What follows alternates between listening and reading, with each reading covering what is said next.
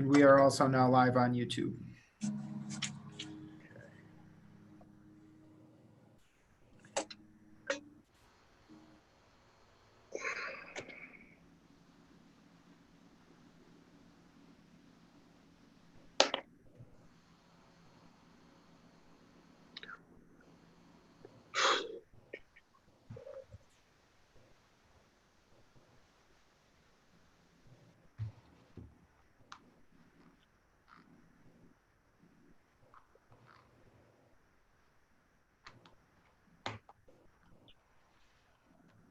Holly, it does look like Joe has joined us. Joe, welcome. I see. It's all right. I couldn't find the unmute button. Yep, I'm on. Thank you. Disregard your emails. Okay.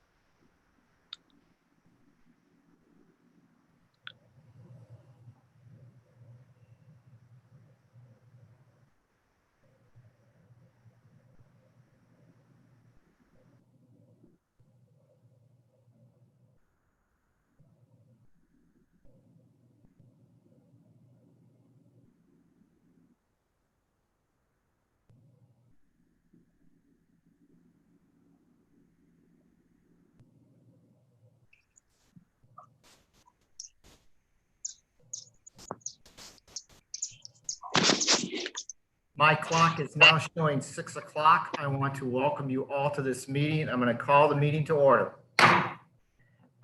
Before we get going here, I'm going to ask Andrew to review our procedures for this Zoom meeting. Andrew, would you please do that? Yes, Mr. Mayor, thank you. So just so everyone knows, this is an electronic meeting that is under the auspices of the state of Michigan's electronic meetings. We do have the ability for public comment set up through our Zoom meeting. For those who are attendees in our Zoom meeting, you may use the raise your hand feature at points where we will have public comment. That can be found at the bottom of your screen if you're on a PC or iPad. If you're dialing in via phone only, you can use *9 to raise your hand at appropriate times. The meeting is also being live streamed on YouTube. If you need closed captionings, they are available on YouTube for that purpose. Other than that, I think we're all set, Mr. Mayor. Thank you, sir. Andrew, do you have a picture of a flag? If so, would you bring that up? And I'm going to ask for everyone to do the Pledge of Allegiance, please. I do, if you'll give me just 1 second. Okay.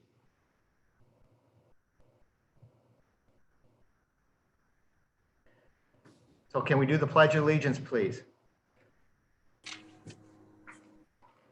I pledge allegiance to the flag of the United States of America and to the republic which stands one nation under God, indivisible, with liberty and justice for all.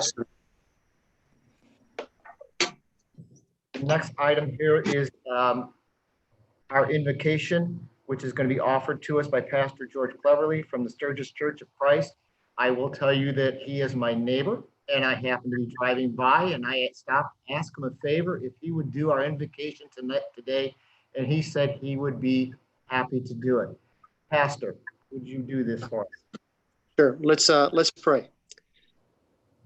Father, we first off thank you for watching over every one of us And Father, I know that in times like these, I ask that you would just bless each person and care for them and just make sure, Father, that they are just doing well. Father, I know at times like this, we sometimes don't know what to do. Your word says that if we lack wisdom to ask, and I just ask this evening that you bless these men and women with wisdom to know what to do and how to handle things. We thank you that you have placed them in this position at this time. For you knew from the beginning of time that this would be a time of just great challenges. But I thank you that you've given these people the opportunity to steer us through this. So Father, just bless them, bless their meeting, bless each one of them and their families. For I ask this in Christ's name. Amen. Amen. Pastor, again, thank you very much. You're welcome. You're welcome. The next item on our agenda is roll call. And Ken, would you do roll call, please? Sure. Commissioner Mullins. Present. Commissioner Burr. Here. Commissioner Klinger. Here. Commissioner Wiki. Here. Commissioner Malone. Here. Commissioner Lippman. Turn your mic on, Skip. Commissioner Lippman. Here, Okay. Vice Mayor Good. virtually present. Mayor Heil. Here. Thank you. The next item is the proclamations presentations, and we have a presentation tonight, an audit presentation. Holly. Thank you, Mayor, City Commissioners. This evening, we have Joe Verlin from Gabridge and Company, who will be presenting the audit report for the city's financial performance for the period ending September 30th, 2019. And he'll be sharing certain pages of the report for your enjoyment. So Joe, you're on. Okay, great. Thank you. Can everyone hear me okay and see the report online?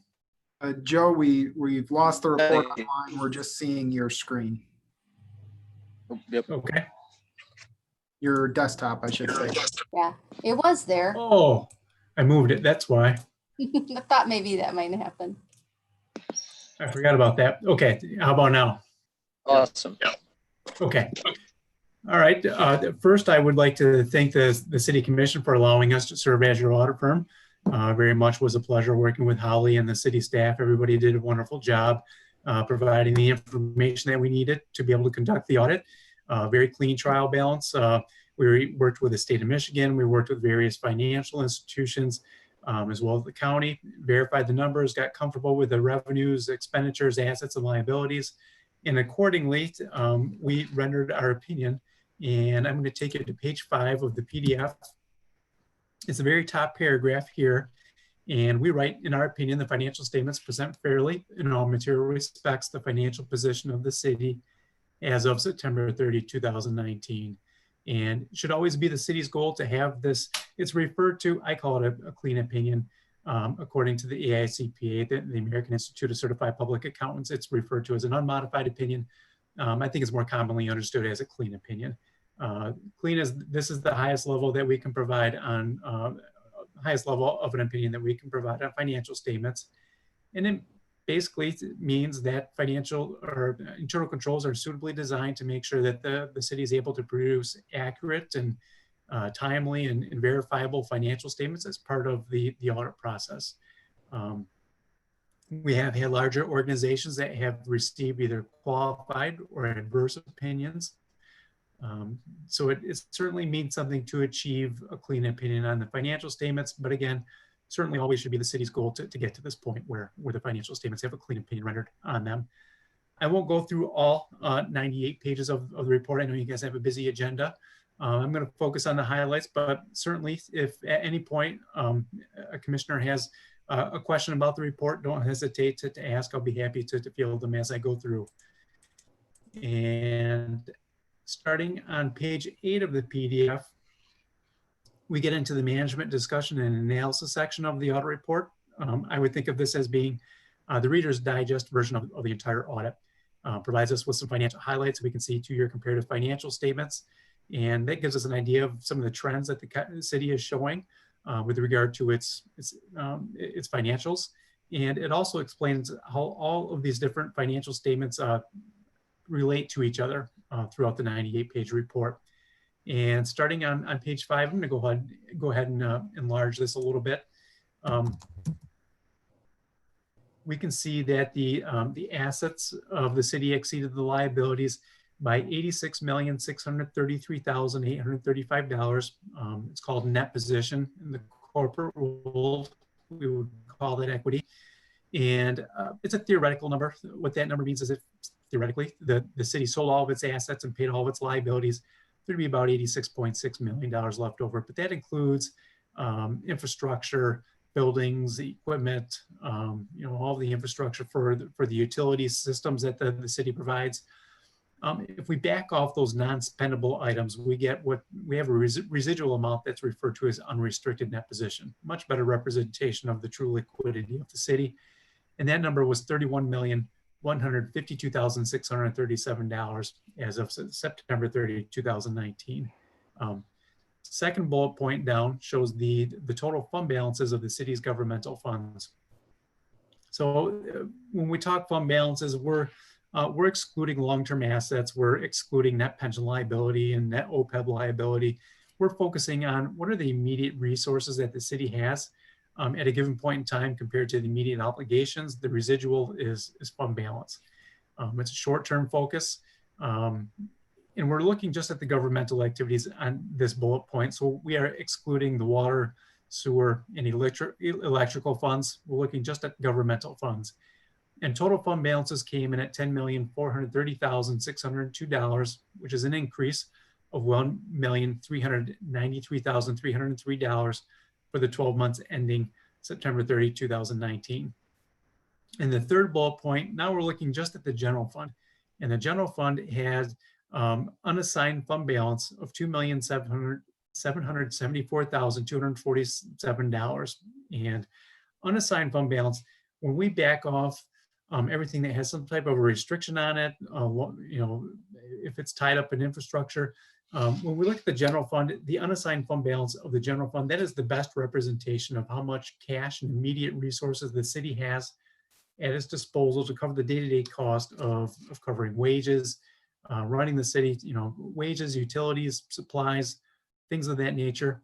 About $2.7 million, $2.8 million of unassigned fund balance. If we take that number and divide it by the annualized general fund expenditures and transfers out, the city has about 29.5%, which is roughly 3 months, a little over 3 months of reserves and unassigned fund balance. The Government Finance Officers Association recommends having a minimum of 2 months. You guys are certainly better than benchmark. Most of the cities that we work with in the state of Michigan are right in that 25% range. So not too much, not too little, just very stable financial condition as of September 30, 2019. Going through the rest of the report, if we go ahead 3 pages, we get a look at the comparative assets and liabilities for the last 2 fiscal years of the city. A couple of rows I wanted to point out. First, if we look at the cash and investments, the very top row, we can see that they were $32.7 million as of September 30, 2018, compared to $36.7 million as of September 30, 2019. So a very stable, healthy increase in total cash and investments. And then if we take a look at the net pension liability, actually net OPEB liability, about 3/4 of the way down, we see that number here. And it was $2,652,829 as of September 30, 2018. And that decreased down to about $1.7 million as of September 30, 2019. So that certainly the net OPEB liability is trending in the right direction. The very next row down, we get a look at the net pension liability. September 30, 2018, it's in a different spot. We actually had a net pension the city had a net pension asset of $186,132 compared to a net pension liability of $723,161 as of September 30, 2019. Still very well funded in terms of where the city should be in terms of having its total pension liability financed with pension assets. And we'll take a look at a schedule a little bit later on in the presentation showing the past 5 years worth of trend in terms of the overall direction of the net pension liability. So a lot of that just has to do with moving parts and pieces based on market performance and changing demographics, things of that nature. So a relatively small number compared to many of the local units that we're auditing right now in the state of Michigan. And then lastly, I wanted to point out the unrestricted net position, second row up from the bottom. Oops. As of September 30, 2018, the very last column here, the city had $29,184,081 of unrestricted net position across all funds. That number improved to $31,152,637 as of September 30, 2019. So we do like to see the total unrestricted net position increasing. So pretty much across the board, the numbers look great for the city. I'm going to skip ahead 3 more pages. I'm sorry, 1 more page to page 12 of the PDF. And really the one thing that I wanted to point out here, these are the comparative revenues and expenses of the city for the last 2 fiscal years. And if we look 5 rows up from the bottom, the total primary government, so this is across all funds of the city, 2018, revenues exceeded expenses by $1.75 million compared to a $2.77 million increase in that position during 2019. So revenues exceeded expenses back-to-back years. Certainly a very good sign in terms of the overall sustainability of the city's operations. I'm going to skip ahead now to page 21. And here we get a look at the fund financial statements, the governmental fund financial statements of the city as of September 30, 2019. Here, this is the modified accrual basis of accounting, and we think of it as being cash basis accounting. So missing from this are long-term capital assets, long-term liabilities. We're looking just at almost checkbook accounting. How much is available to cover the immediate obligations of the city at September 30, 2019? The very first column is a general fund. You can see that there were $2,774,247 of unassigned fund balance. And then all the other governmental funds of the city get aggregated into one column, other governmental funds. You can see there that they all are reporting positive fund balances. So not only is the city's general fund in stable financial position as of September 30, 2019, all of the funds of the city have positive fund balances at September 30, 2019. So really it's very good financial health across all of the funds of the city at September 30, 2019. I'm going to skip ahead 2 more pages to 23. Here we get a look at the revenues and the expenditures of the governmental funds of the city for the 12 months ended September 30, 2019. I would think of this again as being cash basis. So how much cash came in compared to cash out, revenues being cash in, expenditures being cash out. And then the difference is the change in fund balance. So the general fund had a small decrease in fund balance of $163,603 compared to an increase in fund balance across all the other governmental funds of $1,556,906, leading to an ending change increase in fund balance of just under $1.4 million for the 12 months ended September 30, 2019. Working through the rest of the report, if we skip ahead now to page 64. This here is a relatively new schedule. This is the 5th year that the city has included this schedule on its financial statements. This shows what the city's net pension liability is as of September 30, 2019, assuming that all the pension assets that have been put aside into the irrevocable pension trust earn a long-term rate of return of 8%. If that's the case, basically over the course of the next 20 years, the city is going to have to come up with $723,161 to fully fund its net pension liability. And that's because all of that pension assets are expected to earn 8%. So really the investment earnings are subsidizing the most significant piece of the pension expense. However, if the market only earns a rate of return of 7% over the next 20 years, the city's going to pay in $5.7 million above and beyond, well, about $5 million above and beyond what it would at the 8% rate of return. So you can see that there's a $5 million change in cash outflows over 20 years if the market performs 1% less than expected. And really, the whole purpose of this schedule is to give readers an understanding of what the market rates of return, what the impact is on cash outflows over the actuarial term of 20 years. So you can see a very significant change.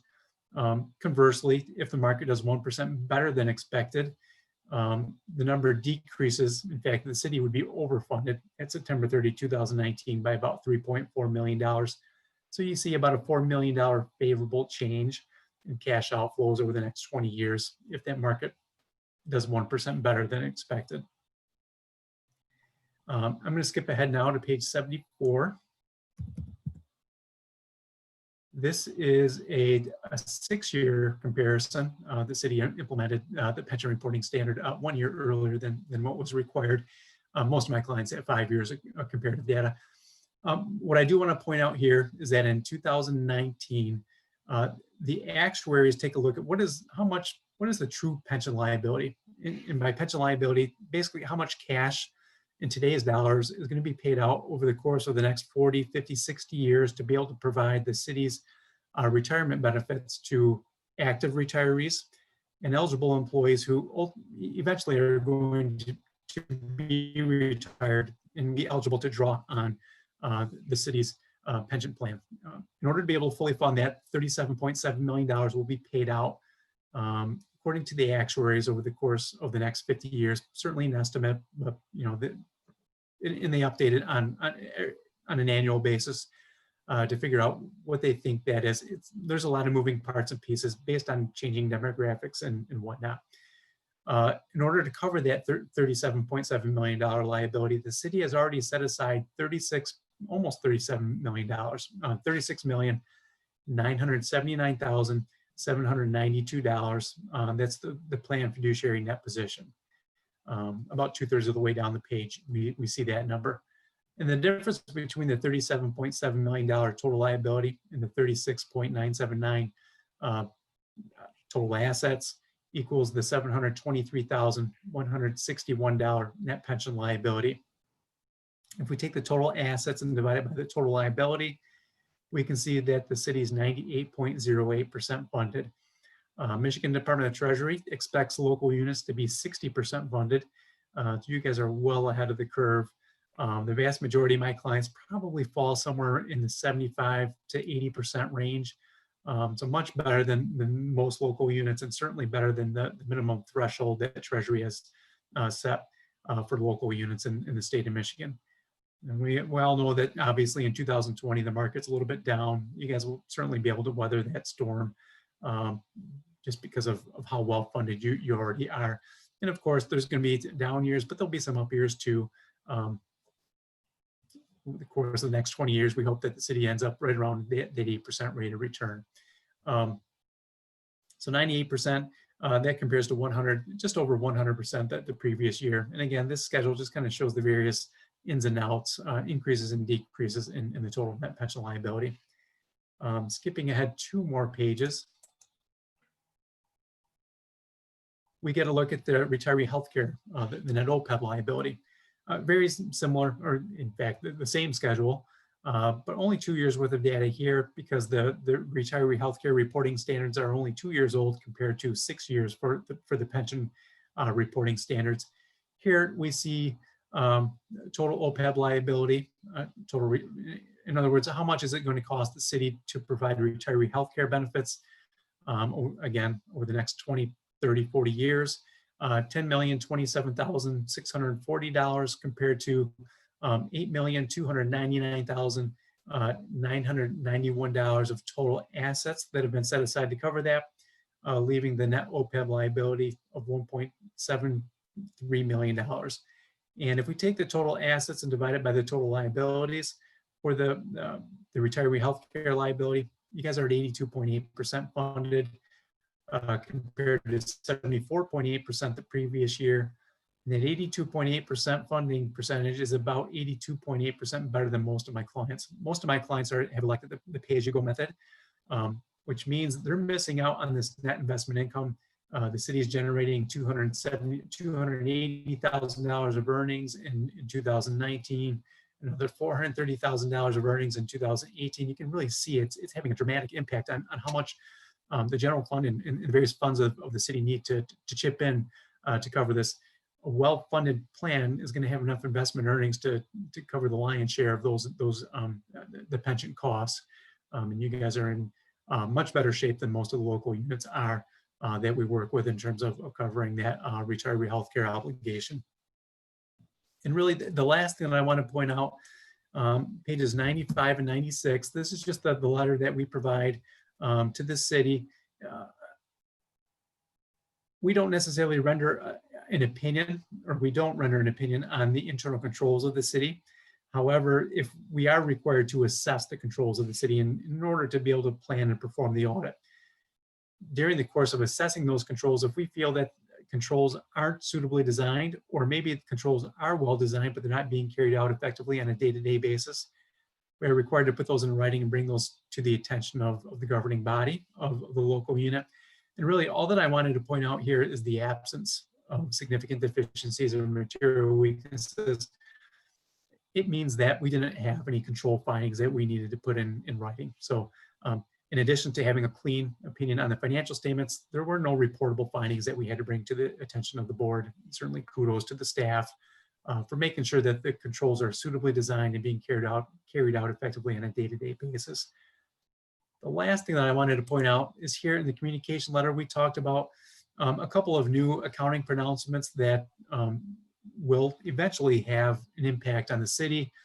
We've got some dates in here that have been updated. So next year, September 30, 2020 was going to be the first year that the fiduciary activities needed to be updated. The reporting for fiduciary activities would or nearly have been updated on next year's audit. Same with the lease reporting standards. And then on this very next page, we make reference to the uniform chart of accounts.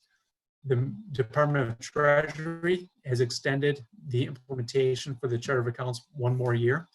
And the Governmental Accounting Standards Board has delayed the implementation of the fiduciary reporting standards and lease reporting standard 1 year. So we don't need to worry about those for another couple of years. Those are the financial highlights that I have with regard to the city audit report. And I'm certainly happy to take any other questions that the commissioners might have. Thank you, Joe. Any questions from the commission? Seeing none, Holly, would you like to add anything to this report? No, I think you did a really thorough job. I could go through all the rest of the pages if you like. Did I have a voice vote on that? Just kidding. I don't think you're going to get one. No. Thank you, Joe. Joe, thank you very much for what you've done here. It's a good report. And I like seeing the financial health of the city. It looks really good. Sure. You are correct. We have a great staff of people working on it. They keep us going this way. Thank you. Seeing no questions, we're going to move on to the next item on our agenda. Again, thank you, Joe, for what you've done, and Holly, thank you. The next item on our agenda is the visitors. Is there anybody that is in attendance that would like to bring something to the commission that is not on our agenda? Andrew? Sure. Going ahead once again for those attending via the Zoom meeting. Looks like we do have a couple of people attending. If you wish to make a public comment at this time on items not listed on the agenda, please use the raise your hand feature and we will acknowledge you. Once again, if you're dialing in on phone only, that is *9 to raise your hand. If you're on a laptop or a desktop computer, it's within your controls on the Zoom meeting, usually at the bottom of the screen, maybe at the top of the screen if you're on an iPad. I'll just wait 1 second to see if anybody raises their hand. I see no one, Mr. Mayor. Thank you, Andrew. The next item on our agenda is I will take approval of the agenda, please. I think Skip is talking, Andrew. I can unmute him. There you go, Skip. Okay. Move approval for tonight's agenda for Wednesday, May 27th, 2020 as presented. Support, Commissioner Burr. Thank you. I have a motion to approve the agenda by Commissioner Littman, support by Commissioner Burke. Roll call, please. Ken? Commissioner Malone, Yes. Commissioner Burr, Yes. Commissioner Mullins, Yes. Commissioner Wiki, Yes. Commissioner Klinger, Yeah. Commissioner Littman, Yes. Vice Mayor Good, Yes. and Mayor Heil. Yes. Motion carries. Thank you.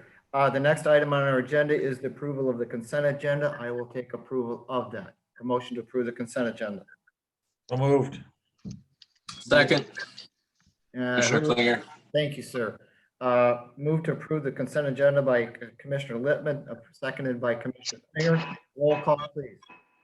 Vice Mayor Good, Yes. Commissioner Littman, Yes. Commissioner Malone, Yes. Commissioner Burr, Yes. Commissioner Klinger, Yes. Commissioner Wiki, Yes. Commissioner Mullins, Yes. Mayor Heil. Yes, thank you. Moving down to the unfinished business, we have the COVID-19 update. City Manager Hughes. Looks like we got on muting, Andrew. I got it. Oh, there we go. Thank you. Well, good evening. Thank you, Mr. Mayor. I do have a few items and I have a request and recommendation for commission action consideration. First, as you know, the governor extended a number of EOs until June 12th. So now we're looking at possibly opening some of our facilities on June 15th. We're preparing for that. Couple important EOs, 2020-96, the Michigan Safe Start executive order, which really talks about the types of workers and exceptions for those businesses that can operate. That impacts us. And then also 2020-69 public accommodations that was extended to June 12th. Most of that executive order deals with sort of outdoor recreation, performance centers like the auditoriums, gyms, like the Doyle. So we're doing our best to take the information that we have and prepare to be able to open when we can. There was some actual guidance, I believe in 2020-96, about opening offices. So I'm reviewing our COVID-19 preparedness and response plan and trying to update that. So there were regions 6 and 8 that were open and had some guidance on how we might open offices. So that seems to be changing quite a bit, and we're trying to understand and be ready. And when we are able to open, plan to do so. And again, I think for at least some of our facilities, offices, we would attempt to try to open up on June 15th.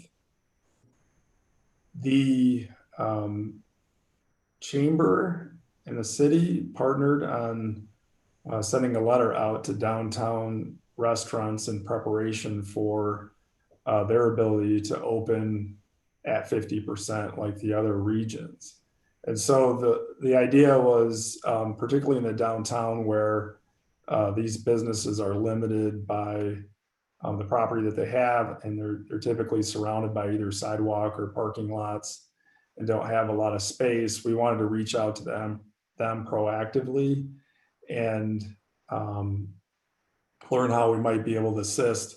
And so actually this, as we were watching the news, Kathy Abbs, executive director, called me and said, hey, what can we do proactively to partner to allow businesses, if they need additional outdoor dining space, to be able to open. So Andrew and Kathy worked on putting a letter together and reaching out to those downtown businesses to really understand what they need.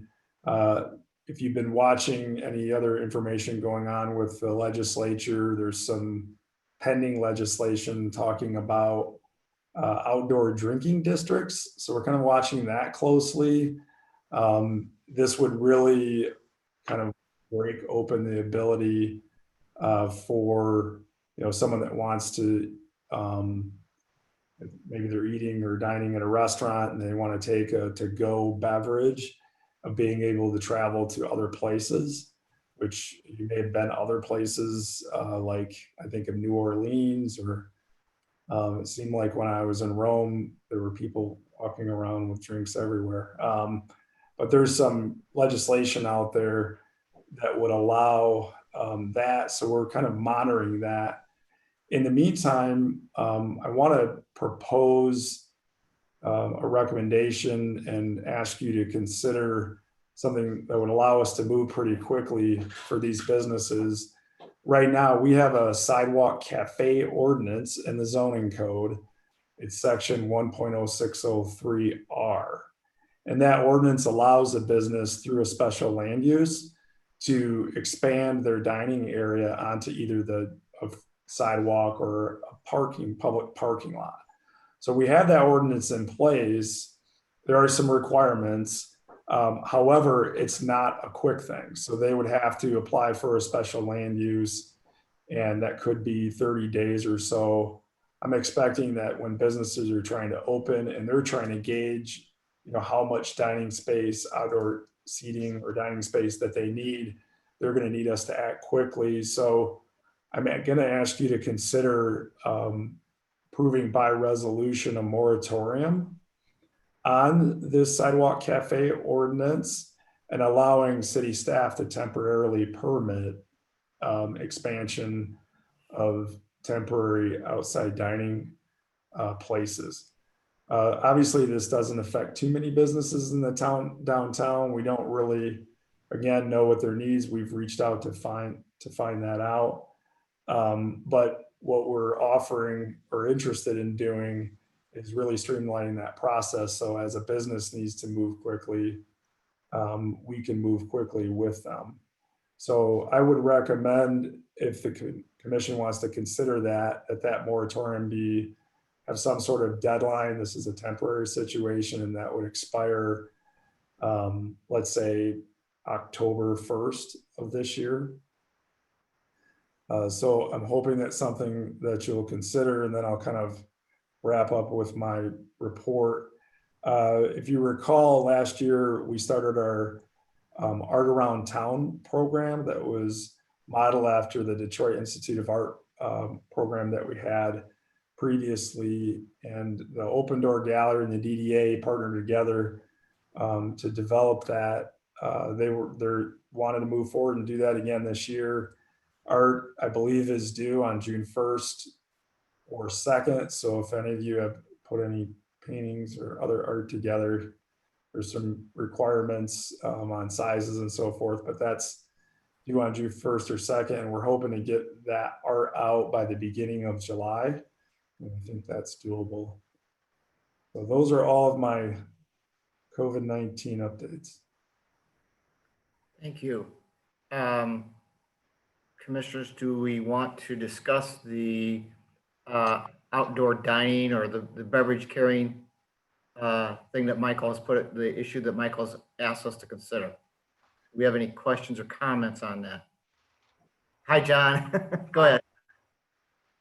Yeah, let's take care of that business. I would be more than willing to make a motion that we declare a moratorium on the outdoor sidewalk cafe special land use application procedure until October 1, 2020. And Vice Mayor, could I request that you add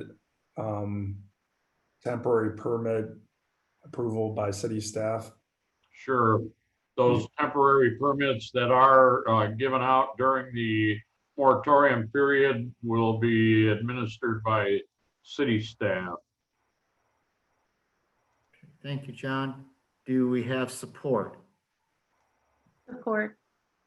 Is that okay? So, Commissioner Malone did that. Is there any questions or comments from our attendees? Andrew. Mr. Mayor, Commissioner Mullins had his hand raised. Oh, I'm sorry. I missed that. Commissioner Mullins. Hey, thank you. Mike, the moratorium, this is only for downtown businesses, correct? Not any of the businesses down M66 and that kind of thing?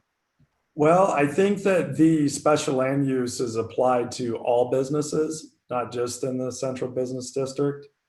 I think it's more likely to be applied downtown because most other restaurants, they have the availability of property and parking lots to be able to expand. So what's unique about this is this allows someone to actually put their cafe or dining space on public property. So on a sidewalk or maybe a public parking lot. But I believe it applies beyond just the central business district. So if we apply to like an Applebee's and that kind of thing, is that what you're telling me? Yeah, so I believe it would apply to Applebee's if they wanted to have a space on public property. But the moratorium would say they don't have to get special land use, that city staff could approve it until October 1. I just don't think it's likely that scenario is going to happen. One thing you keep saying is public space, i.e. sidewalk. My video out of his house that he sold the flip out. I don't know what that was. Me either. Okay. You said a couple of times on public space, so they can't do this on their private property then? I think they could do it they could do it without necessarily our permission on their private property. We're talking about cases like take Wings, for example, where they don't really have any additional space and they want to expand into, let's say, the sidewalk or the parking lot. Or I think more commonly, let's say Great Lakes wanted to, or I'm sorry, 5 Lakes, they wanted to put a few chairs out in front of that this allows them to put those like chairs and tables out front on the sidewalk. Or in the case of Mike's Pizza, if he wanted to do something in the back, it would allow him to put quote unquote a sidewalk cafe on public property. Okay. Well, I just wanted assurance that it applies to all and not just, just downtown specifically, I guess. I could support that if it does. It sounds to me like there might be a little gray area where you don't quite know that for sure. You're not sure that they'd want to do that, I guess is what you're saying. What I'm saying is it would apply to all properties, but it's unlikely that a business outside of the downtown is going to want to expand onto their sidewalk or public property. Okay, but they have the full right to do it on their private property if they so choose. Correct. Cafe. Mike, okay. Will is joining us in the meeting if he wanted to maybe discuss what it would take to set up a seating area for private property businesses. I know there's some distinction there.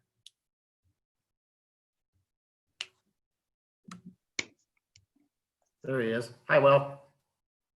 Yeah, I think to answer Commissioner Mullins, if let's say Applebee's wanted to set up an outside seating area, they would just kind of, depending on if it's temporary or permanent. If it's temporary, they'll go through like a temporary structure and meet the health department regulations, liquor control regulations on their end. And if they're going to set it up as a permanent, then they're going to employ architects and go that way. But in this circumstance, we're only dealing with setting up on a public sidewalk, public roadway, and we're looking at just some of the minor items that they'll be doing. Okay, so what I'm hearing then is that it probably would be more difficult for those businesses on their private property to do it than it would be for those in the downtown district area if we were to approve this then. Is this what I'm hearing? It might be more difficult. They'd have to jump through more hoops because it might be more difficult because I think part of what Will is saying is, like, say Applebee's was going to add an outdoor dining space. What does that surface look like? And is that going to be okay by the health department and liquor control? We know, as an example, that if Wings wants to expand their when their liquor license, because it's a paved surface and liquor control requires them to have a fence, they can get that approved. So Okay.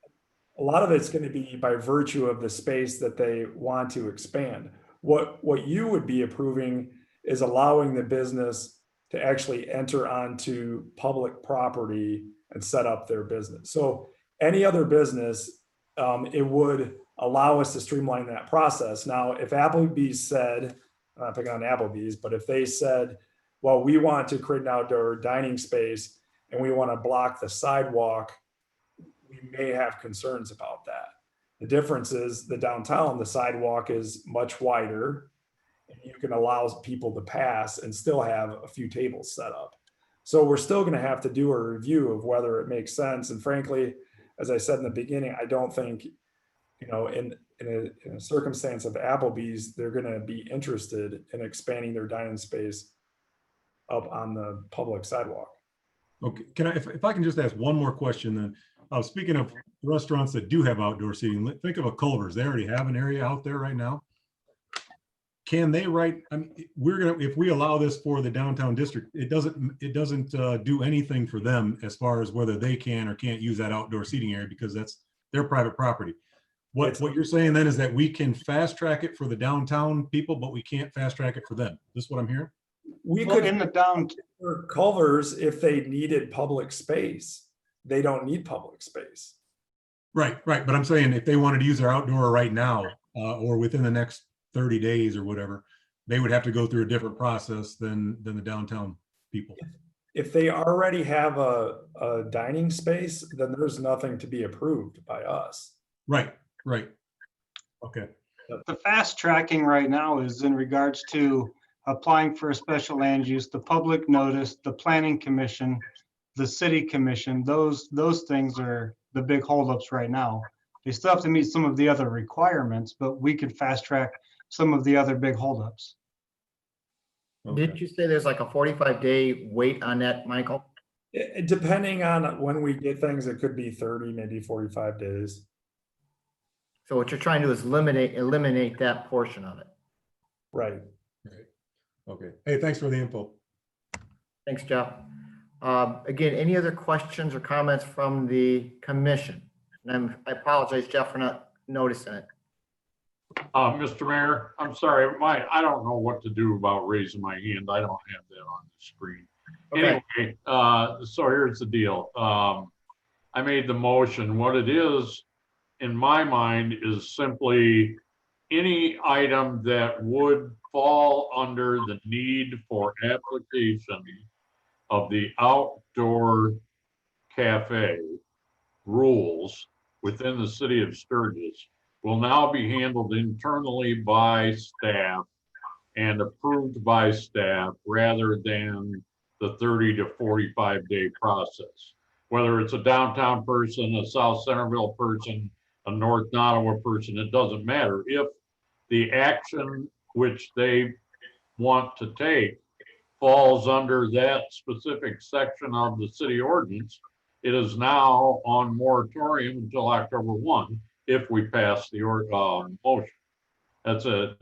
You know, so whether, I don't believe we're playing any favorites. It's anyone and everyone that would fall into the category of that section of the ordinance. That's the way I saw my, that's the reason for making the motion I made. Okay, thank you, John. I thought I took it that way too, John. Andrew, I assume we have no other comments from the commission at this point. Would you? Commissioner Burr does have his hand raised. Okay, for some reason, there it is. Okay, Commissioner Burr. Okay, well, going back to Jeff's question, if Applebee's wanted to close off a section of their parking lot and erect a tent and put some chairs and tables out there, that would be part of the motion that Commissioner Good is proposing. No, it wouldn't, because that doesn't mean we couldn't facilitate that and they couldn't do it. But the sidewalk cafe ordinance that I'm referencing only is when you're requesting to put up a cafe, tables, chairs on public property. If they request to put something up on their own property, they're not subject to 1.0603R. I think the difference here is what you're saying, Michael, is Applebee's is private property. We're talking about city property. We're talking about the ability for a private business to set up a sidewalk cafe on public property.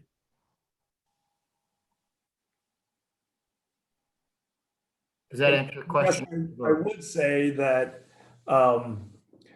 while I can't tell you everything that would be involved with if Applebee's wanted to expand, like a dining space on private property, I think we would be very much interested in helping to facilitate that. It's just that the special land use is only talking about setting up a sidewalk cafe on public property.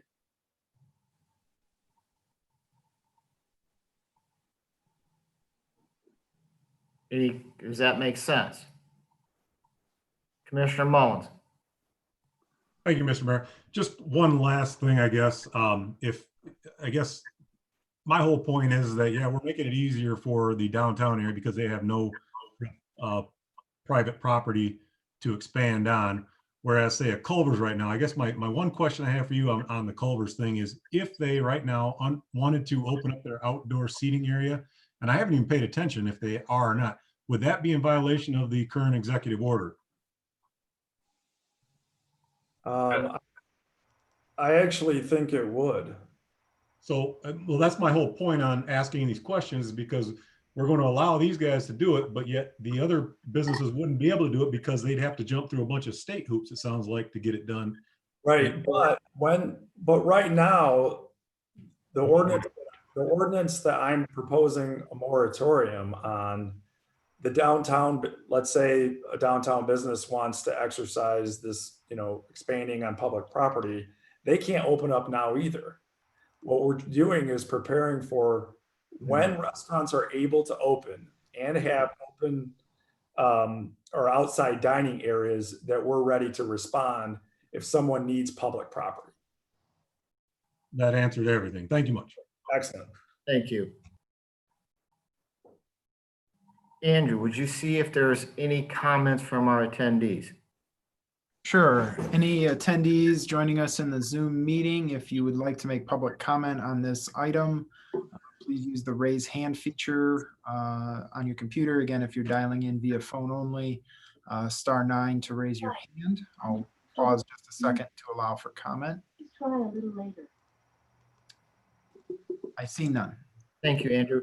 I'm going to have Mr. Rhodes, please read back the motion. I guess I'll summarize that it's a moratorium on the sidewalk cafe ordinance through October 1st, 2020, and allow city staff to do the permitting. Okay, we had the motion was made by Vice Mayor Good and seconded by Commissioner Malone. I thought Commissioner Malone. Roll call, please. Commissioner Malone. Yes. Commissioner Mullins. Yes. Commissioner Wiki. Yes. Vice Mayor Good. Yes. Commissioner Littman. Say yes again, Skip. Hi, Commissioner Whitman. Yes. Okay, thanks. Commissioner Klinger. Yes. Commissioner Burr. Yes. And Mayor Heil. Yes. All right. Mr. Mayor, the city manager has his hand raised. Yeah, just real quickly, I want to apologize. I'm trying to move quickly. I believe that if I would have provided you with the ordinance and a little bit of background information in advance, I probably could have cleared some of that up. So sorry for the confusion. Thank you. All right. Thank you, Michael. Do you have anything to add to your report on the COVID-19? No, sir. All righty. Commissioner Wiki has his hand up. Commissioner Wiki. I actually would like to propose a resolution, and I emailed it to Andrew, to be able to put up on the screen so you guys can all see it. Also want to thank Vice Mayor Good for helping me edit the resolution. So I think I'll just read through it and then we can discuss if you'd like. Whereas the Sturgis City Commission does not agree with the measures the governor has taken regarding the coronavirus pandemic, the City Commission believes it is time for Sturgis, its citizens, and its business. Whereas as of May 26th in St. Joseph County, population of 62,000, there have only been 104 confirmed cases of COVID-19 and only 2 deaths. That is only a 1% death rate.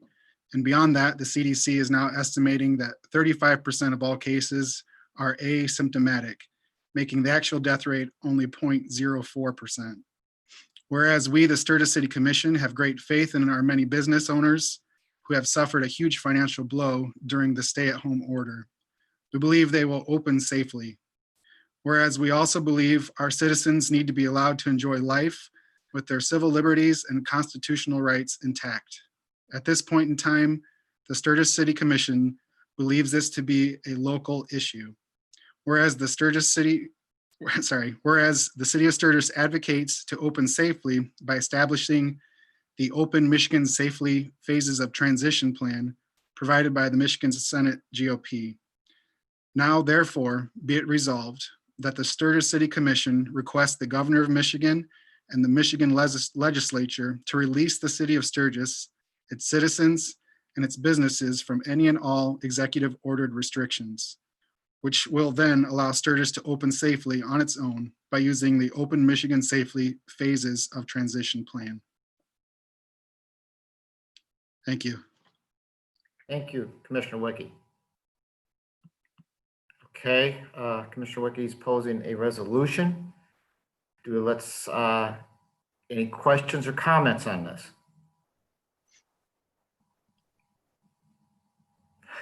Vice Mayor. Thank you, Mr. Mayor. I think it's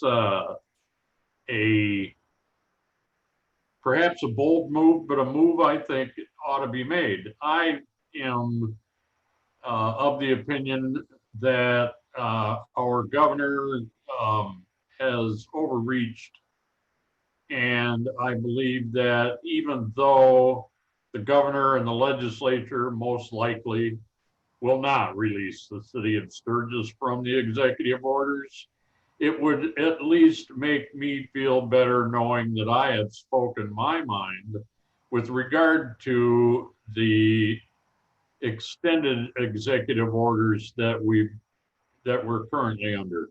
I mean, if you look at us discussing this simple outdoor sidewalk cafe ordinance and planning ahead for by throwing a moratorium on the special land use procedure, we spent a considerable amount of time talking about that, and now we have an opportunity to tell the governor we really don't want to talk about those things. We want to just go back to having our civil liberties as we should have that she has taken away from us. I am a conservative. I am a Republican. I believe in many of the Republican tenets with regard to the coronavirus situation in the nation that we're in. And I believe that some of the things they say about the blue states holding on to their lockdowns to continue to make the election swing more in their way than in the red state way, I believe that may very well be true. And so if we as a city commission, 9 members, well, 8 of us, I missed Mark on this one. Anyway, he probably would have given us a little discussion too. Anyway, we 8 commissioners should come together and tell our governor how we feel. And I'd like to make sure that the people we can't see, that would be Elena Meadows and Mike Stiles, will make a big deal out of this if we can pass this resolution. I believe the resolution is worded in such a way that we aren't placing ourselves in a major liability position. We're just telling the governor and the legislature how we feel about this lockdown we're under. So I would like to see us come together and pass this resolution. Thank you, Mr. Mayor. Thank you, Vice Mayor. Commissioner Mullins. Thank you, Mr. Mayor. Just a quick response to the Vice Mayor there on some of the things that he said. Number one is that this pandemic, I feel there's a whole lot of gimmicky things going on out there for people and trying to politicize this thing and acting like that's, you know, a governor is going to keep a state shut down for political gain. I disagree. I think that's political suicide. And I don't know why anybody would ever want to do that. I think that we need to listen to the medical experts, and there are others higher up the governmental chain in the federal government who think that they may know better than the medical experts. And I tend to follow the experts on things. I don't think that sending a resolution and making it public for the governor is going to do us one iota of any kind of good. And Vice Mayor Good alluded to that, saying that he doesn't think it's going to make a difference at all because they're not going to just exclude Sturgis from all this stuff, but yet we can make our voices be heard. I don't agree with that. I think that we just need to just follow along with what the rules are, not encouraging our constituents and our businesses to do things that are outside of the scope of what the executive orders are that are set. Executive orders are there for a reason, and I believe we need to follow them until they do change. And I think that if people want to really go out and do things in a way that is not following the executive orders, I think we all have done that to a point. I know I have, and I'm guilty. But at the same point, I'm not going to be an official in the city of Sturgis letting everybody else know that, hey, it's okay not to follow the rules. I will not support that. And I don't think that this resolution should be adopted in any way whatsoever. Thank you. Thank you, Commissioner Mullins. Commissioner Wickie. I just want to be clear on the resolution. Nowhere in the resolution are we going against what the governor has stated, but we're actually requesting, we're asking of her to change her mind on behalf of our citizens. We're not encouraging our citizens to do anything that's against the resolution, but we're asking to be able to take control of that locally. That's all. Thank you, sir. Any more comments on this resolution that's before us? Now, are there any comments from our audience? I'll come back to you, John, just a second. All right. Andrew. For anyone in attendance via the Zoom meeting, we do have a couple people in attendance. If you wish to make a comment on this item, please use the raise your hand feature within the Zoom meeting and we will acknowledge you to speak. Just take 1 minute to allow people to raise their hands. I see none, Mr. Mayor. Thank you, Andrew. Vice Mayor Good. Thank you, Mr. Mayor. Just in response to Commissioner Mullins, I want to express my disagreement with his position. I believe that while he indicates that the medical experts are telling us that we should stay home and stay safe, when looking at the statistical analysis, I find that the threat is not as severe as they indicate. Now, that's not to say that this coronavirus is not a dangerous disease. And I can look in the bottom row and I can assure you someone will say it's not a pleasant disease. But nonetheless, if you talk about 2 deaths against 62,000 population, I want you to tell me what that percentage is. if you talk about 104 cases in St. Joseph County, as opposed to the 62,000 person population, once again, positive results from the testing. That's a minuscule percentage. And while you don't need to go out and take risks as an individual, I certainly think that you should be allowed to go buy some flowers from the local flower store. I think you ought to be able to go buy scrapbook supplies from the local scrapbook store and do it in a safe manner. We're not asking anybody to not to go out and cough on people on purpose. We're just saying that we think people ought to have their civil liberties restored and not restricted. And that's where I am on that. And so it's sure, Commissioner Mullins and I are on opposite sides of the fence here. Thank you, John. Do we need a motion on this, Mr. Rhodes? Yes, I would say you need a motion, and because it's not on the agenda, we have in the commission procedural policy that if we were going to take it up at this meeting, then in order for it to pass, it would need a 2/3 of all the members, which would be 6 votes. All right. Is there a commissioner would like make a motion and support this motion?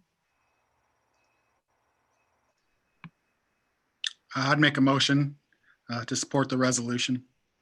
Okay, I have a motion to support the resolution. And I'll support that motion. And I have support by Vice Mayor Good. Andrew, do we need to ask if there's any more comments from the audience? Or do you think we've got that covered? I think we've asked for public comment on this. Thank you, sir. Mr. Rhodes, we have a motion of support. Okay, Commissioner Burr, No. Commissioner Malone, Would you unmute Commissioner Malone? No. Commissioner Klinger,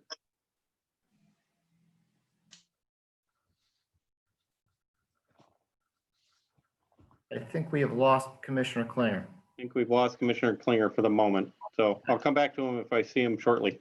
Okay. Commissioner Mullins, No. Commissioner Littman. Skip, you got on mute. Okay, go ahead. Yes. Yes? Okay. Commissioner Wiki, Yes. Vice Mayor Good, Yes.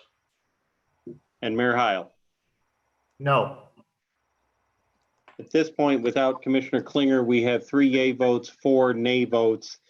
Regardless of Commissioner Klinger's vote, the motion does not carry under our current rules. All right, thank you, sir. Michael, do you have any more to stay on the COVID update? No, I don't. Thank All you. right, thank you. We will move then to the new business section of our agenda. The first item is the Sturgis Young Center of the Arts grant application.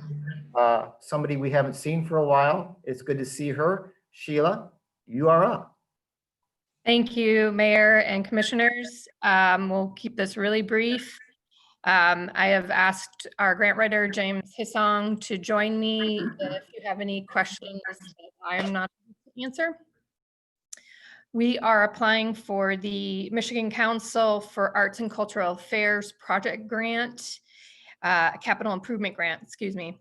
And we met a couple weeks ago, City Manager Hughes, City Controller Holly Keyser, myself, James, and our Facilities Manager, Dan Root, to discuss which projects on our capital grant we wanted to pursue.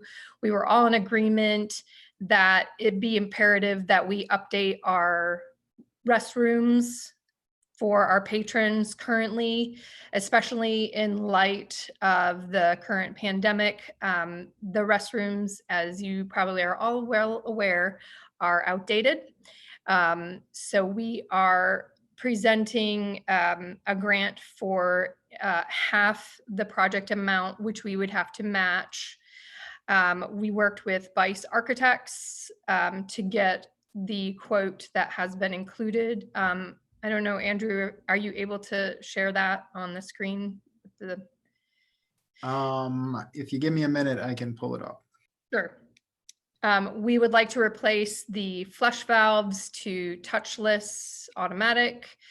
We would like to replace the sinks, pretty much just overhaul the main floor restrooms as the first phase. It was already budgeted in the capital plan, and we are asking for half the full amount, which again would be $82,500. Vice Architects full amount for the main floor restoration, which is a full renovation, comes in at $165,419.28 exactly. Again, this is to improve the restroom facilities on the main floor, to help move the building into a more conducive environment. Attached are some of the photos. As you can see, the flush valves are corroded. The urinals are 15 inches apart. Gentlemen, my apologies. I don't know. The stalls are really narrow. Everybody always asks when we're going to renovate the bathrooms, so we felt that now was the time.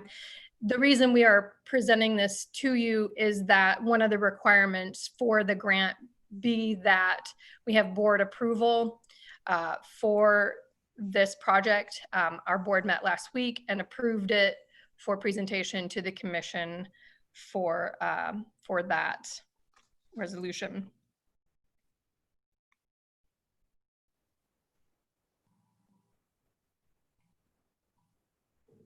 Okay, give the commissioners a chance to look at this proposal here.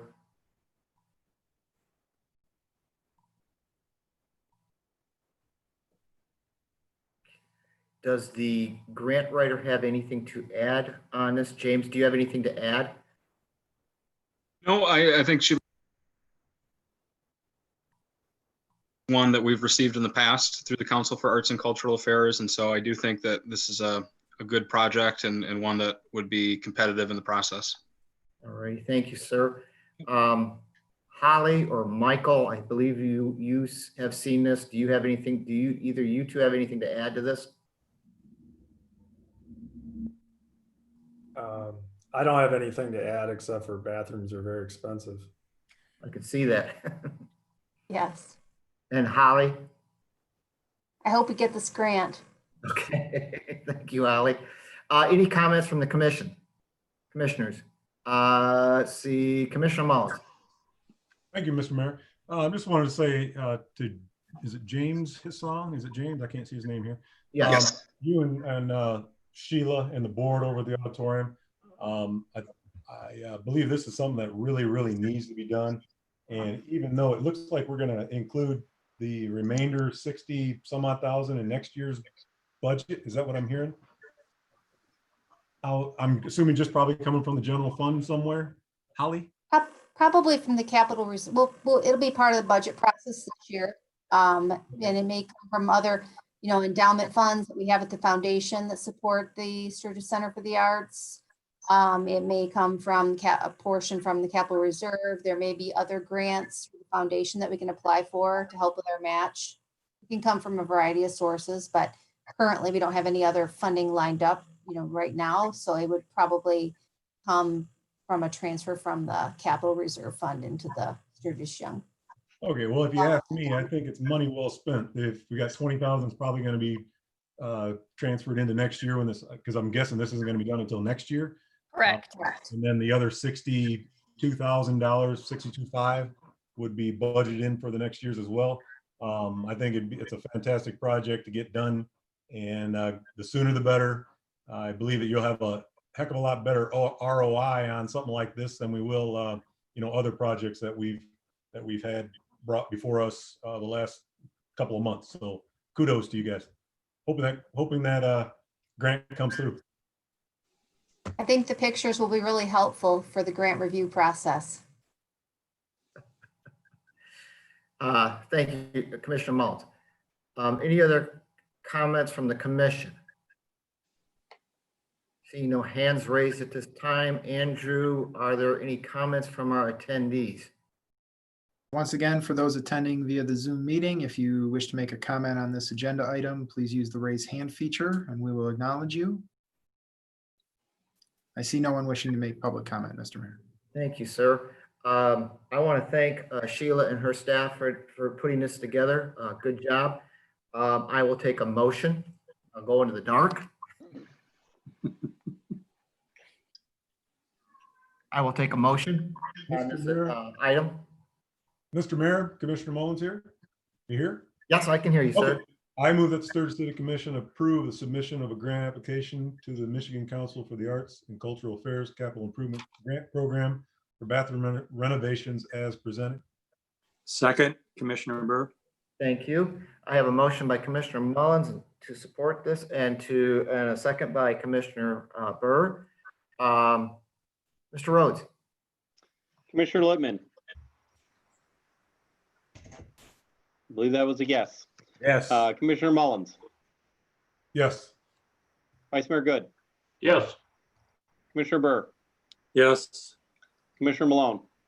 Yes. Commissioner Klinger. Not here. Okay. Commissioner Wiki. Yes. Sorry, I'm having trouble. Mayor Heil. Yes. Motion carried. Thank you. The next item on our agenda is the tandem axle truck bid. Mr. Miller, there you are. Sir, you have the floor, the computer.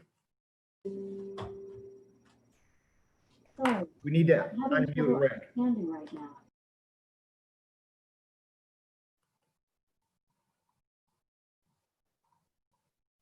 How's that? That's better. Okay. Well, good evening, Mayor, Vice Mayor, and Commissioners. With me tonight in the background, I don't know if you can see Dennis or not, but our city mechanic, Dennis Hetman, is with me. And we're trying to social distance as best we can with one computer here in the office. So we're here tonight to talk about the tandem axle dump truck. Current unit is a 1989 Freightliner that initially was purchased by the Fort Wayne Airport for use there. It is 31 years old. The city actually purchased that in February of 2004. And it was equipped at that time with a 19.5-foot front plow and salt spreader. And the city added a 12-foot underbody scraper for that later in its life. It is the only tandem axle truck in our fleet, meaning it's got two rear axles. And we use it for a number of different purposes, mainly because it's able to haul a whole lot more material than any of the other trucks. Over the last several months, Dennis and I have worked on this, trying to put specifications together. And I was looking earlier today, and actually our first emails back and forth to some different folks, they actually started on March of 2018. So we've been at this for quite some time. We worked to try and put together a chassis only bid, and then we were going to bid the dump body and the plows and other accessories as separate items. And as we got into that process, it became very troublesome to try and tell the chassis manufacturer where we wanted different items placed. We had to make sure we had room under the frame to put the hydraulic pumps, how to tie those in with the transmission, and where you had to have clear space to mount the plows and those types of things. And we realized at that point that there was no way we were going to be able to do that without having problems with that down the road when we started to do the upfit. So we talked to Holly about that, and we decided to do a turnkey type arrangement where we would have the chassis manufacturer talk with a bodybuilder. They would actually have to partner together to provide a truck that was completely upfitted, and it would be up to them to make sure that all of that information was taken care of so that all the components fit where they were supposed to. Bid packets were finalized. They were put together and sent to bidders on April 21st.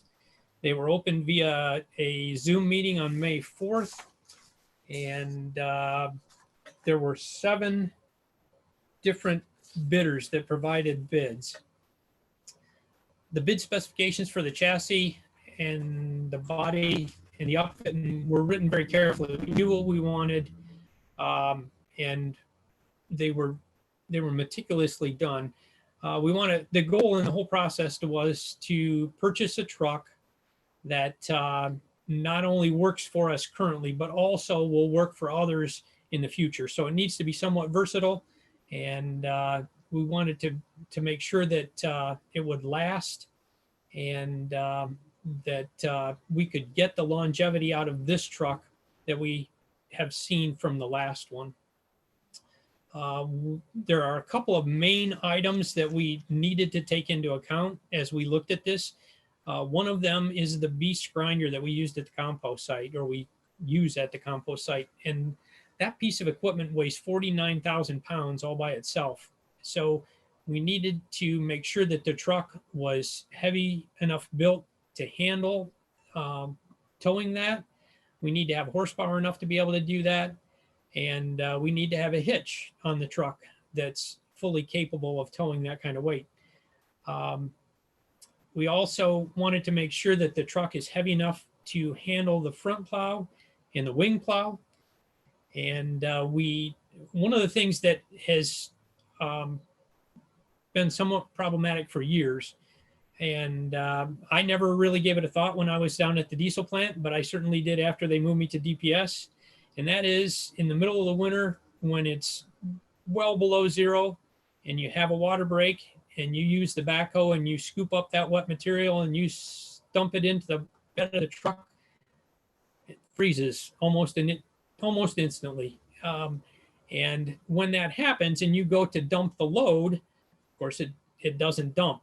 And so you end up having to bring a truck back to the barn, put it inside where there's heat, let it set overnight, and then rush it out to dump it in the morning and try to get it there and get it dumped before it freezes again. So that's been problematic for quite some time. That's a problem that we wanted to solve with this unit. And that's why we had asked for a heated dump body. We asked for stainless steel dump body for longevity. It also needs to be a stainless body if we're going to go with that heated dump body design. If we don't, the steel products, when you introduce the exhaust from the engine, you get condensation, and that condensation is somewhat acidic and it will rust that steel dump body out. We wanted to have plenty of lights for safety. We also wanted to include a smaller front wing. The wing that we got with the old truck is 19.5 feet wide, and we can't take that down city streets. So with this one, we wanted to size it accordingly. It's currently set for 14 feet. And when it's angled, it's about 11 feet 4 inches, which is slightly smaller than a city street lane. And I'm talking more state highway, North Centerville Road, the outer lying areas with wider streets. It will allow us to use it at the airport. We're asking for a wing plow as well. That gets us very close to that 19 feet that we were at with the old unit, and provides more versatility. We reviewed the submitted bids, and in the process of doing that, we called the upfitters and asked if we could come to their sites, take a look at the upfit, dump bodies, plows, and the way that stuff is installed, those types of things. And we were able to do that. Even though it was during the COVID times, we had masks, and we kept our distance as best we could, but we were able to go through their facilities, and we did find some differences. And I provided a document for each of you to look at. It's the bid specification review for the dump body and the plows. And it shows in that document which of the upfitters met the specification and which did not, and the reasons why we made our recommendation is based off that document. After review of the bids, we're recommending the truck from Stoops Freightliner and Quality Trailer in the amount of $247,956. While it's at the end of the higher end of the as bid pricing, it is the lowest price truck that meets all the critical specifications. And for that reason, and because of the fact that Dennis and I got to see that on site, that was very impressive. And we were able to, by being able to see that, we were able to see some pretty vast differences, and it made it easy to make the recommendation.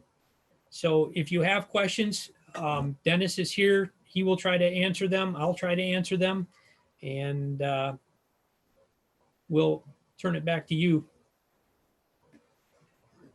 Okay, any questions from the commission? A couple I have, Rick. The way I read this, you're not going to put an underbelly plow on this one? We are not. The front plow is sized basically when it's angled. Again, it's 11 feet 4 inches wide. The current underbody plow that's on the truck is a 12-foot plow, so it's going to be in the 10-foot range. So we're off by a little bit, but I think the front plow offers some real advantages if we ever get that heavy snowfall, much like we had in 1978. The underbody scrapers just can't push through that. You're under the truck. It just won't work well enough to be able to do that. So this offers some advantages. I know we haven't had those snowfalls lately, and from my perspective, I hope we don't. But if we do, I think this sets you up for the future. I'd like to add to that underbody question. One of the things is without the underbody on there, it allows us to have more capacity in the truck. And too, when we're hauling the beast grinder at the almost 50,000 pound mark, that's quite a bit less weight that's on the chassis of the truck. So you're really working a brake system, you're working an engine system, and just the balance of all along vehicle when you're dealing with weight. So with the wing plow leaves us where we can, like Rick had mentioned, we can do the same job with the wing and with the front blade, but we can reduce some of the weight because the wing blade is detachable. We don't have to leave it on the truck at all times. So if that clears some things up for you. All right, thank you. One other question is, what are we going to do with the other truck? Included in this is a motion to sell the other truck once we've taken possession of the new one. And then at that time, we would also sell the salt spreader and the wing plow, or excuse me, the salt spreader and the front plow. Okay. We didn't get an offer to trade that truck in? We did not. I think we'd be far better off to sell that outright. Okay, thank you. Commissioner Burke, you have your hand up. Yes. How many yards does will the new truck hold as opposed to the single axle truck that we have now, the 4 trucks? Single axle truck will hold about 5 to 7 yards, depending. It depends on whether we have the wing plow still attached to the truck or whether it's been removed. So in the wintertime, weights are reduced. Summertime, we can haul a little more. The tandem axle truck is just about double that. It's somewhere between 12 and 15 tons that we can haul. Okay. So we're probably going to have the truck we have now for another year. That's a possibility. The way the specification was written, we should have a truck. This truck is supposed to be delivered yet this December. And how much would you estimate that we put into the truck that we got back in 2004, the quote banana truck? I think we paid $42,000 for that originally. And we knew it was a bargain at the time because at that time, I think it only had 16,000 miles on it. Again, it was several years old, but it just hadn't been used very much because it was used solely at the airport. I would say at this point, that truck is probably still going to be valued somewhere right close in the $20,000 range. That's a guess, but I do know that trucks, heavy trucks like that, are selling very high right at the moment. Then we have, wasn't that too big to be plowing the streets? It could only pretty much go straight because it couldn't make the radius turns. It would not be for use on inner city streets. That is correct. It would have to be out in the outlying areas where we do have the wider streets. So it's kind of a special use truck. It is to a certain extent, yes. Yeah. Okay, I think that's all I have. Thank you. Thanks, Commissioner Burke. Commissioner Mullins. Thank you, Mr. Mayor. Mr. Miller, you said you, in here it says that we bought that truck from Fort Wayne when it was 15 years, the airport down there when it was 15 years old, and we got 16 years of use out of it. Was it ever a consideration to buy a used truck again? We could have done that. We did look at that initially. We also looked at some new trucks that were just off the lot, something that we could purchase that was already upfitted, but there were none available that were upfitted in the way we needed it to be upfitted. Go ahead, Dennis. One of the things I like to add to that too is this truck, because of its age, is very antiquated in the standpoint of safety. The brake system on it is very crude. At the time when it was manufactured, it was considered acceptable. The truck was never fitted with air brake lines, which meant it really couldn't tow a large load other than what was in the dump body. And what we're trying to do is we want to be able to also move that beach grinder, and we are going to need the rear air lines, and we will have a brake system that does have ABS on it. This truck, like I said, at the time it was an acceptable limit of braking, but to today's standards, nobody would be able to purchase a truck like that.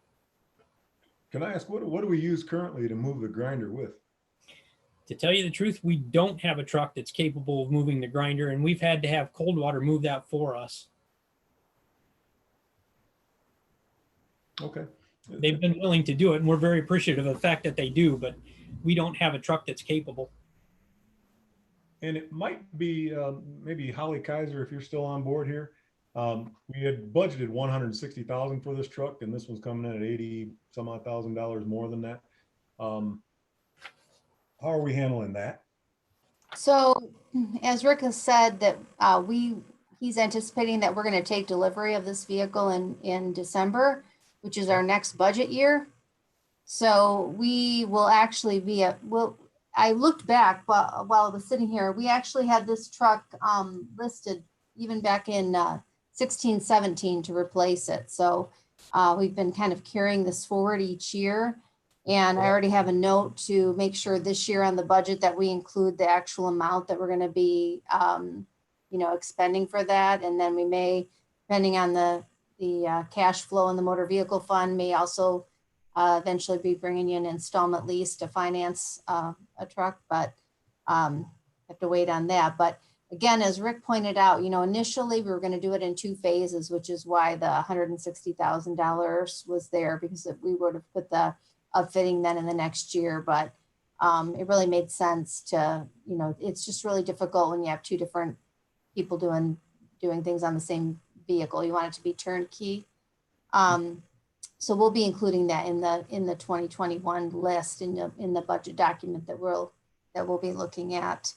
I also, and I don't know, I might be asking Dennis something right off. I think, we initially, when we were going to replace this, we were looking at another used vehicle. I mean, it was really a great deal when we got it from the airport. They weren't doing that again. We weren't able to find, we tried for a few years, but I mean, the other advantage is we're going to have a warranty. We get a deep discount for, as a governmental entity buying these vehicles. So, and we're going to have it for a long time. Okay, that was my other question was going to be what the carryover was, but then I understand that you've been carrying it over and the reasons why. So next year in the 2021 2021 budget, then we'll see two lines for that, one for the carryover and one for the additional, then is that what we're gonna see? No, we just have one line for the purchase because we don't, it's not an expenditure or not a purchase of an asset until we actually take delivery. So it'll be, but we need to approve it now because it takes a long time to build these vehicles. So we won't show it as a carryover. It'll just be the Freightliner dump truck and it'll be, whatever. If you agree with the recommended quote, then I'll put that price in the budget. I might round it though. Okay, thank you. It'll be there. Okay, is that it, Commissioner Mullins? Thank you, sir. Any other comments or questions from the commission? Seeing none, Andrew, are there any comments or questions from our attendees, please? Attendees joining the meeting, once again, if you wish to make a public comment on this agenda item, please use the raise your hand feature and we will acknowledge you. I see no comments, Mr. Mayor. Thank you, Andrew. I will take a motion on this agenda item.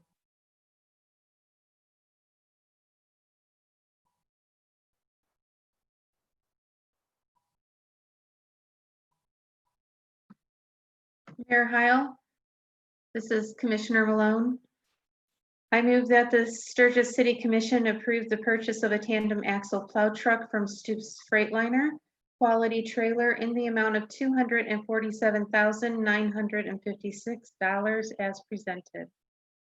We have a motion. Do I have support for this motion? Second. I have a support by Commissioner Wickie. Roll call, please. Commissioner Mullins, Support. Yes. Commissioner Klinger, Commissioner Malone, Yes. Commissioner Wickie, Yes. Vice Mayor Good, John, there you go.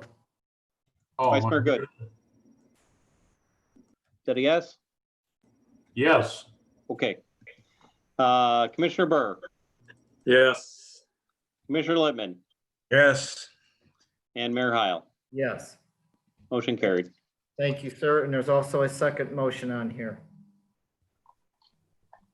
Mayor Heil, I also move that the Sturgis City Commission approve the sale of Unit 616-89, including front mount plow and salt spreader via public auction. Support. Thank you, sir. I have a motion by Commissioner Malone, support by Commissioner Mullins to sell the Unit 616-89. Mr. Rhodes.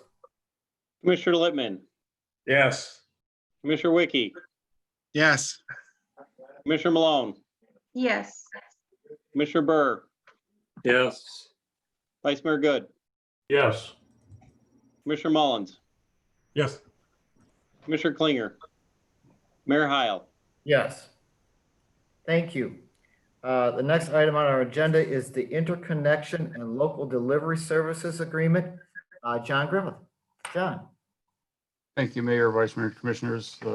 Another exciting topic. Currently, the City of Sturgis has an agreement like this that's been in place since 2006, and it covers the facilities and transmission between the City of Sturgis and AEP and the role that the PGM interconnection plays in that interconnection. And with us going from Indiana Michigan Power Company on June 1st, which is 5 days away, to Michigan Public Power Agency, then this agreement had to be reworded to include MPPA in the agreement. So it's basically the same agreement. It was being changed and edited because of the change in power suppliers. The staff of Michigan Public Power Agency worked with staff of AEP and I&M to make the changes. The changes were reviewed by MPPA's general counsel in DC, which is Jennings Strauss. They've been their counsel for several years. And it's the recommendation to approve this agreement, the Interconnection Local Delivery Services Agreement, with an effective date of June 1, 2020, based on the change from I&M to MPPA again on June 1. And I will try to answer any questions that you may have. any questions for John on this topic from the commission? At this point, seeing no hands going up, Andrew, would you see if there's any questions from or comments from our attendees, please? Once again, for those people attending via the Zoom meeting, if you have any public comments, please use the raise hand feature at this time to be acknowledged for public comment. I see no one wishing to be acknowledged for public comment, Mr. Mayor. Thank you, Andrew. Again, I will ask any comments or questions from the commission of John. I have something that I forgot to mention as a part of that. I'm sorry, Mayor. Okay. In the way MPPA drafted the agreement, it shows me as a signature, or has a place for my signature. The original was signed by the city manager, Michael Hughes.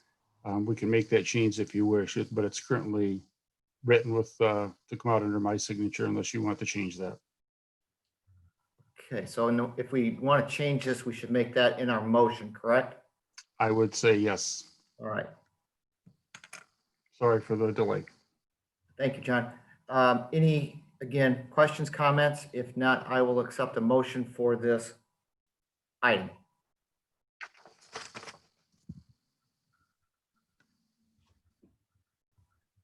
Mr. Mayor, this is Vice Mayor Good. I'd make the motion that the Sturgis City Commission approve the interconnection and local delivery service agreement with American Electric Power Service Corporation as presented with an effective date of June 1, 2020. Do you want to change the signature? No, I think John ought to do it. He's been doing so much work on this over the past 5 years. I think he ought to be able to put his John Griffith on this agreement. Right. And he'll have a legacy. All right. Thank you, Vice Mayor. Do I have support? Support. Okay, I have a motion by Vice Mayor Good and support by Commissioner Malone on this agreement. Mr. Rhodes. Commissioner Klinger, Commissioner Burr,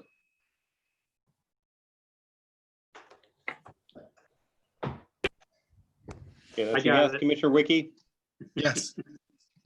Commissioner Littman, Yes. Vice Mayor Good, Yes.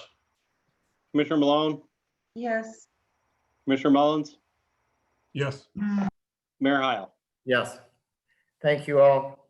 The next item on our agenda is East Geraldine Utility and Street Improvements. There is Barry. Welcome back. Good evening, Mayor. Can you hear me all right? Yes, sir. All right. So you commissioners should have received this morning 2 documents regarding this project. One is the bid summary of the 5 bidders that submitted bids on Friday of last week for the East Geraldine Utility and Street Improvement Project. And the second item that you should have received is a recommendation of award letter put together by Fleece and Van and Brink regarding the bids, with the low bidder on the project being Parrish Excavating of Quincy. The initial estimate that was provided by Fleece and Van and Brink on this project was $1,685,000 and change, rounded off to $1,686,000. And obviously, Parrish is significantly lower than that estimate. We had 3 that were slightly below the engineer's estimate and then 1 above it. So this is for road reconstruction, road rehabilitation, new water main from Nottawa all the way to Lakeview, including water services, which is pretty standard protocol for us.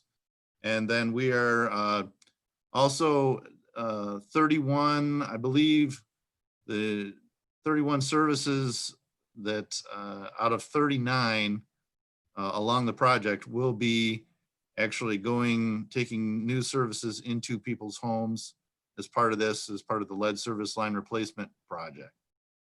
So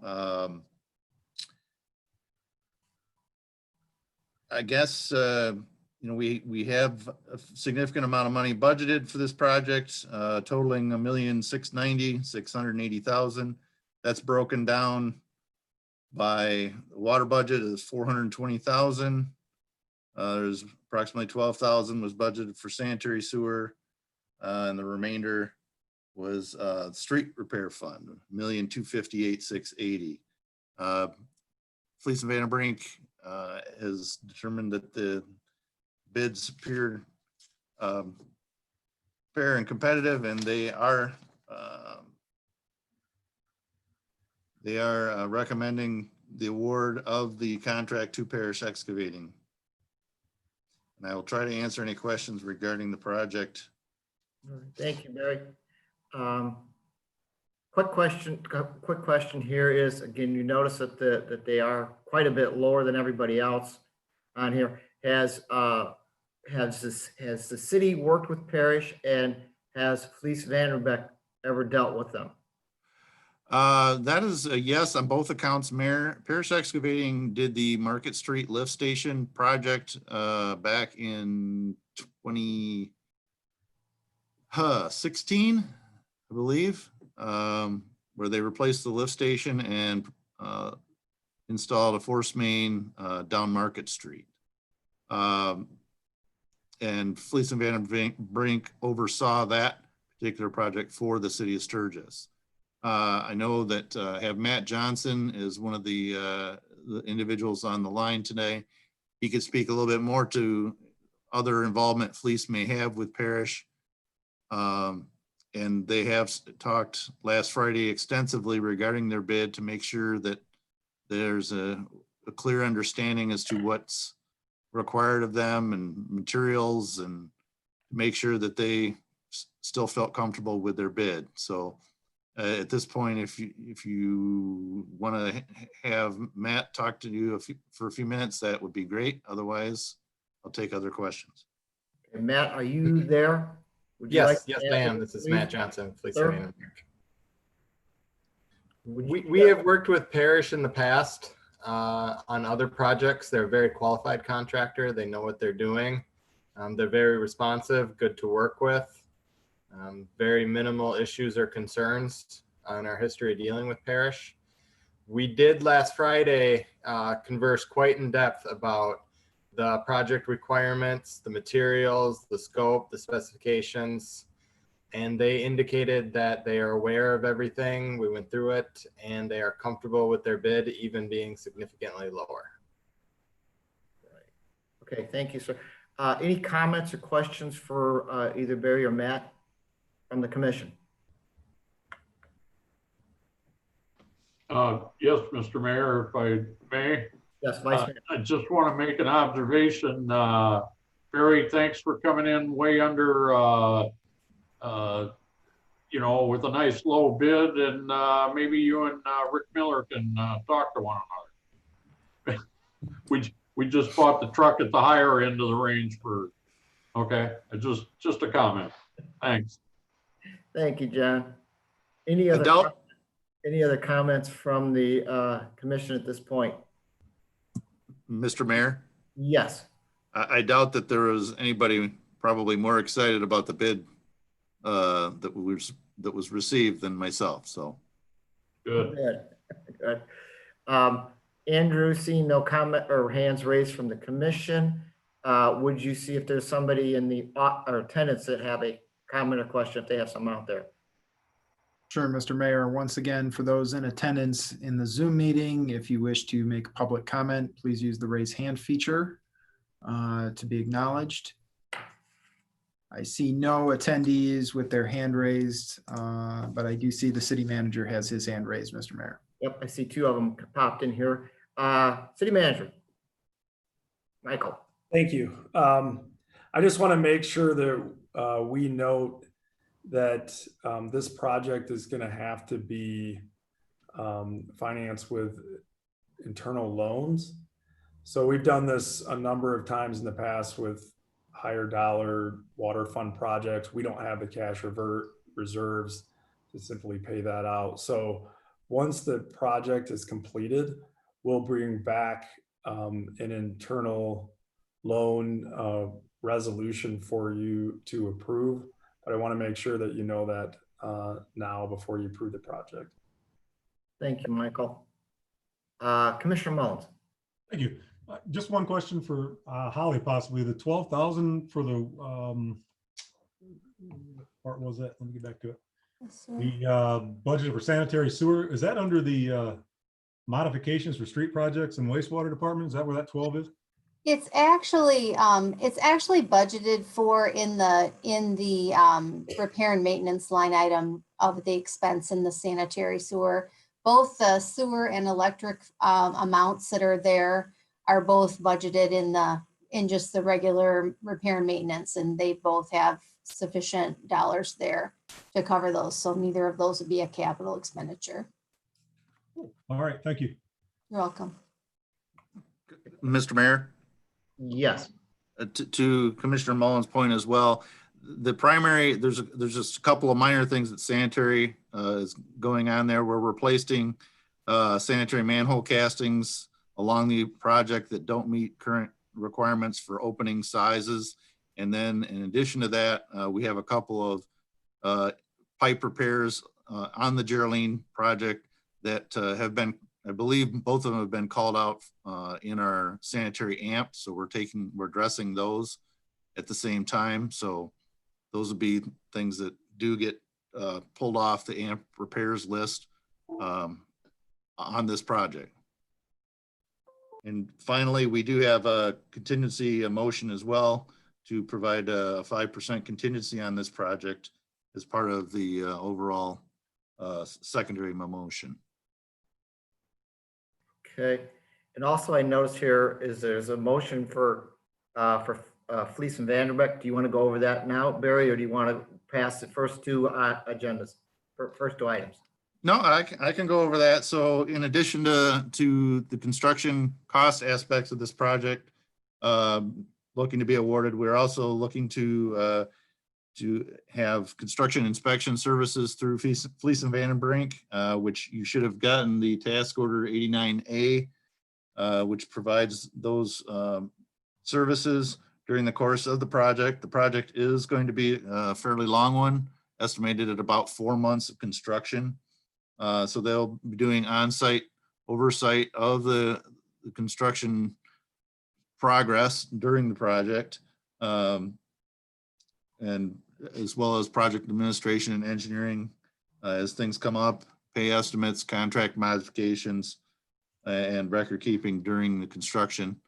The only thing it does not include, which we will go out for services request, is material testing for sand, aggregate gradations, concrete cylinders, as well as asphalt extraction tests on to meet the asphalt mix requirements of the project. Righty. Thank you, Barry. Questions, comments from the commission? Seeing none, and I believe we asked the attendees if they had any comments. I believe we had none. I will take, there's 3 motions here. I will take a motion for the first item on this project.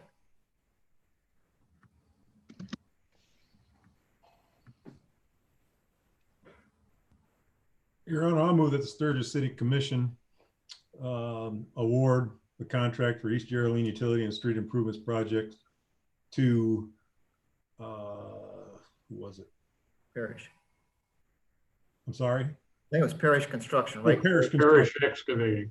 Parish Excavating in the amount of where's it at? 1 million. Where's my total number at? Engineer's estimate project cost of being funded. Barry, do you have that number from Parish? I believe it's $1,060,480.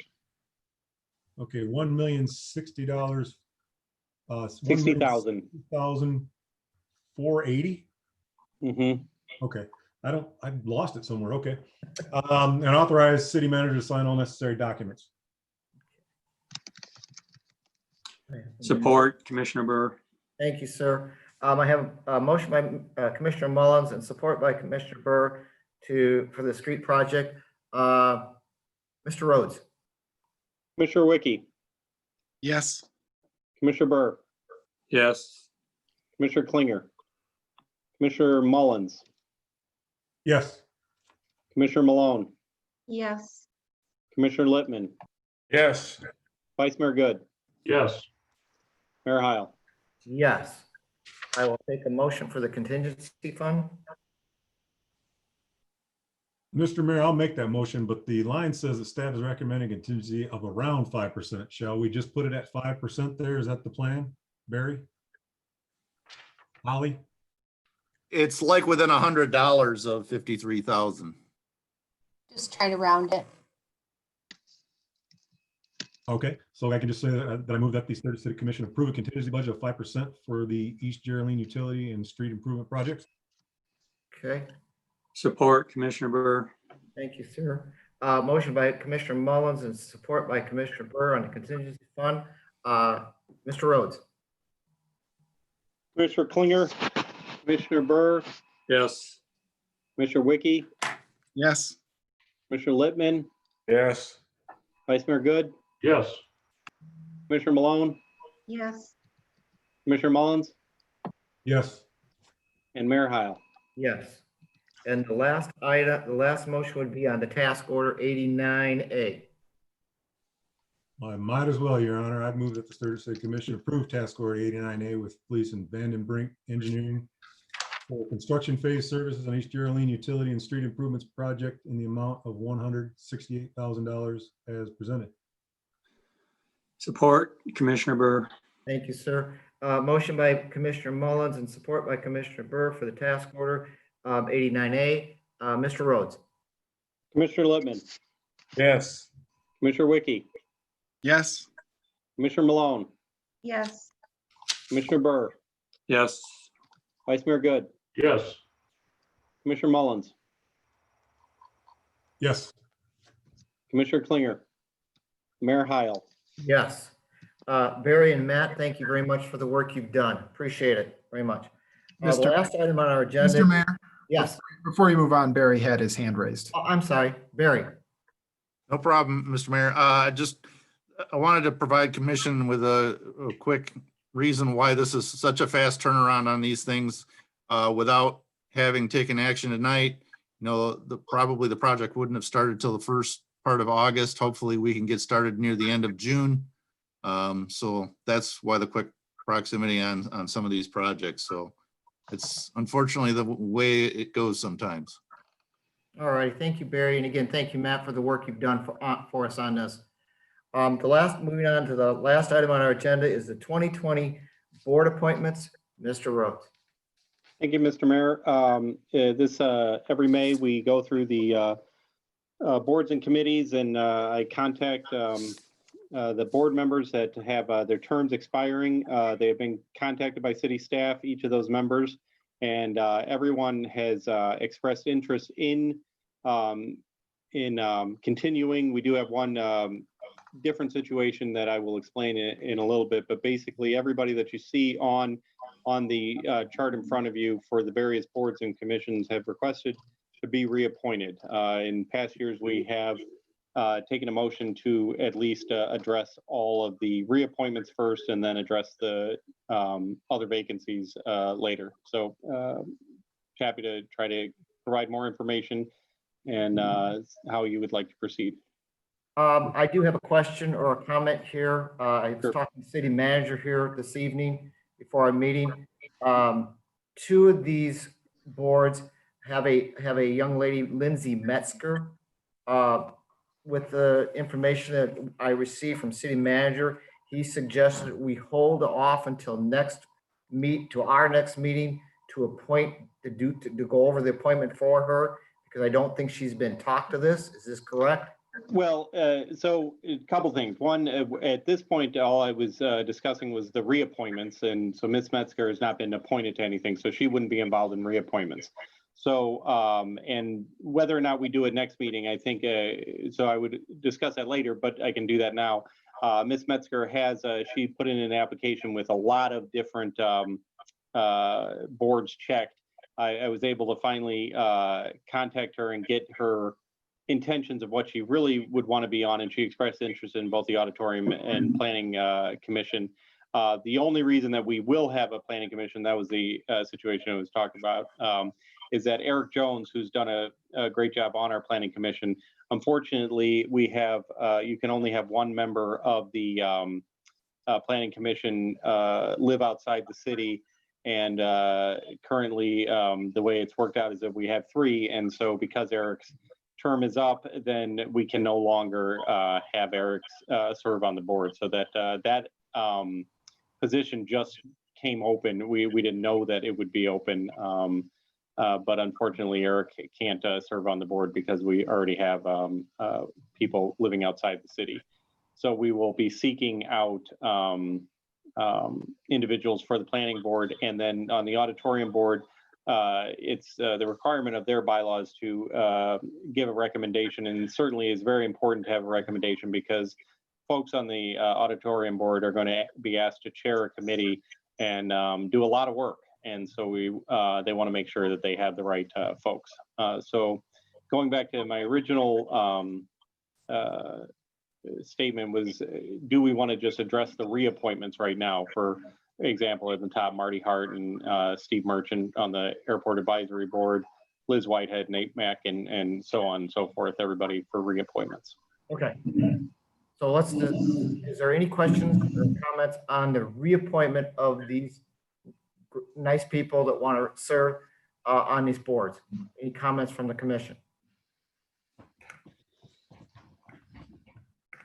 Seeing none, will we check, can we check the attendees, Andrew?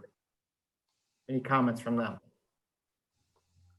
Yes, Mr. Mayor, after I unmute myself, I will check the attendees list. Attendees, if you have any comments to make on this item, please use the raise hand feature and I will acknowledge you. I see no one wishing to make public comment, Mr. Mayor. Thank you, Andrew. I will take a motion to reappoint the reappointees.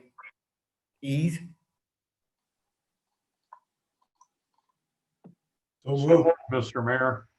I have a motion by Vice Mayor Good. Do I have a second? I'll support Mullins.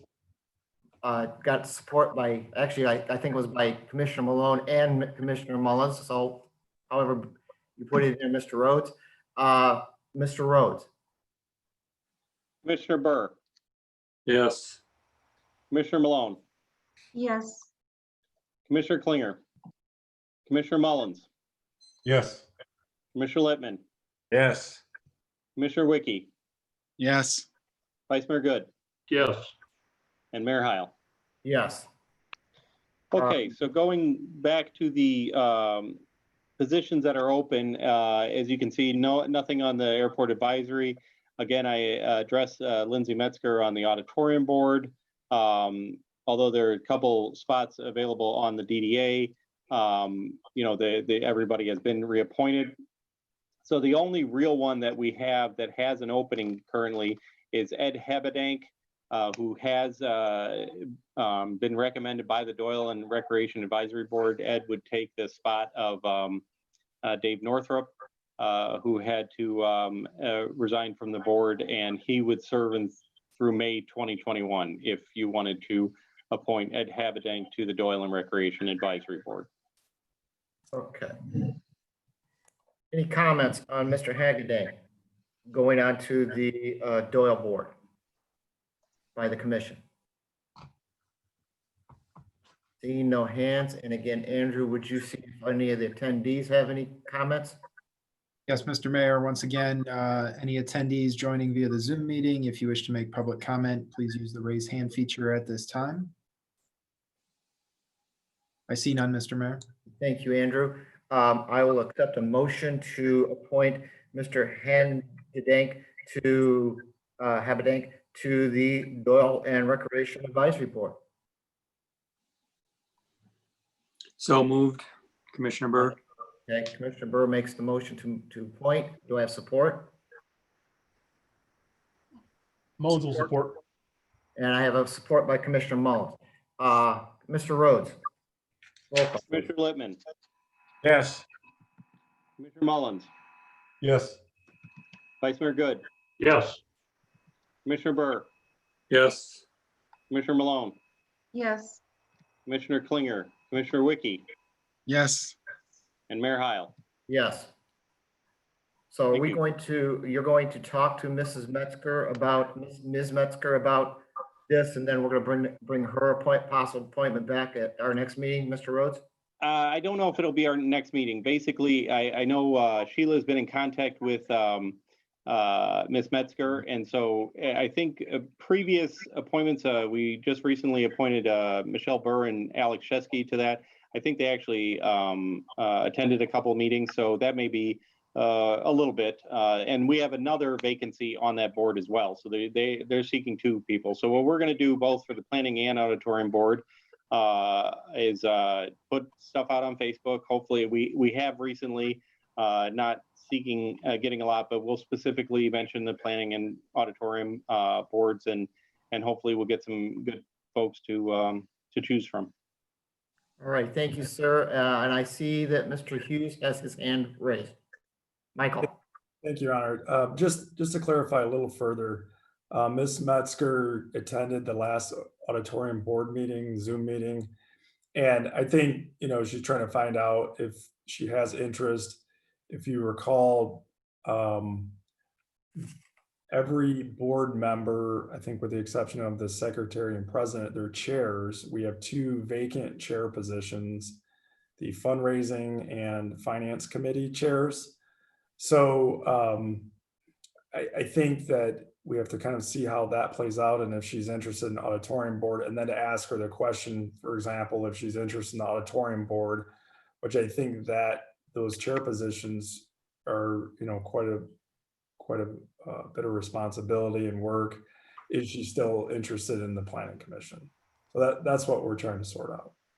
All right, thank you, Michael. But we are down to our item on our commissioner staff comments. And I'm just going to try to go across my screen here. Holly, you happen to be the first staff member. Would you have any comments to make? I don't have any comments. Thank you. Thank you, Holly. Mr. Rhodes? I think I mentioned at the last meeting, talking about the elections, and we'll see how they go. I am concerned, but we'll get through them. But one thing that you probably have heard about, we had sent out applications, absentee voter applications to all of our permanent AV folks, but the Secretary of State will be sending AV applications at the cost of the state for all registered voters within the city and frankly within the state. So we're actually hoping that most of our voters actually do vote AV because that will reduce the crowds come August and November. So normally I would not, I'd rather have them all on election day, but just out of concern for our election workers and ease, I think having people vote AV this time around will be a little simpler. So we'll see how that goes. I don't know if the numbers will go up. We'll see over the next few weeks. Okay, that's all. Thank you, sir. Barry, I noticed your hand up. Do you want to just wait till we get to the comment section for the staff comments? Or do you have a? Sure. Yeah. Okay, thank you. I don't know how your lineup is running. I just wanted to make sure you You're were down a aware. little bit further on my lineup. Hang on just a second. John. I have nothing. Thank you, Mayor. Thanks. Thank you, sir. Andrew, again, I want to thank you for doing what you're doing. Any comments, sir? I don't have any, but Mike Stiles reached out and asked to make a comment, so I'm going to promote him and allow him to talk here real quick. All right. Hello, Michael.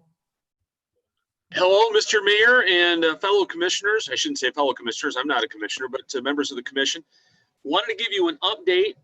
We received a few calls and emails here at the studios about Radiothon, which normally would have been last Thursday. In talking with Kelly and her staff, and with the direction that the state has been heading in with the Stay Home, Stay Safe order, we have decided that for 2020, as of right now, the Radiothon will go on. It will be June the 25th. We're hoping that things will be a little bit more open at that time. If not, we will be able to control the environment here in terms of people that are in outside of the studio where the guests will be. So we'll have more information for you, hopefully at your next meeting, to let you know what's going to be going on. But as of right now, that is the plan. Thank you, sir. Thank you. Okay, and Andrew, you said you have no comments then? I do not, Mr. Mayor. Thank you. Thank you, sir. Mr. Miller? I would just like to say thank you for the purchase of the truck, and to respond to Commissioner Good. I appreciate your confidence in us. We try to do the best that we can. I know that this time the purchase price was high, and we don't take that lightly. And for that reason, I do appreciate your confidence in us, and hopefully we'll get you a really good truck. Thank you, Mr. Miller. City Attorney, Roger Byrd. Nothing tonight, Mayor. Thank you very much. Thank you. City Manager, Michael. Thank you, Your Honor. I was hoping it might be easier to figure this out, but I don't think we can really wait much longer. We are getting into budget work session season, and whether it's a Zoom meeting or not, we need to have a budget work session. I've got a couple of dates that I'm proposing, June 3rd, and then also June 9th. It probably, I think it's likely we're going to have to do this over 2 nights. I kind of wanted to put it off to avoid having a Zoom meeting, but unless something happens that I'm not expecting, I don't think we'll be able to do that. So are you okay with June 3rd? Michael, what is June 3rd? Is that a Tuesday? That's a Wednesday. That's the Thank you. first Wednesday of June. The 9th is a Tuesday. Okay. 'Cause I don't have a calendar in front of me, so I wanted to know the date, the day of the week. What time of the day are you talking? What time of day, Michael? Well, normally we do something around 5:30. I don't know if it's possible to do something earlier, but that's our typical time. Would we like to try to do this on the 3rd of June, commissioners?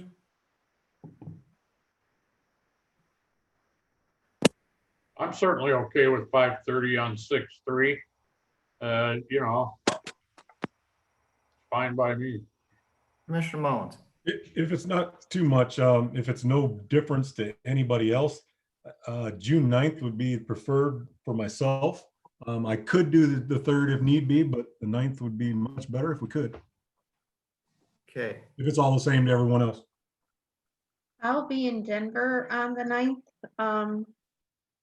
So I don't know that I could get on to the meeting if it's on the 9th, but if you guys want to do it, that's fine too. I have confidence that you guys will do the right thing.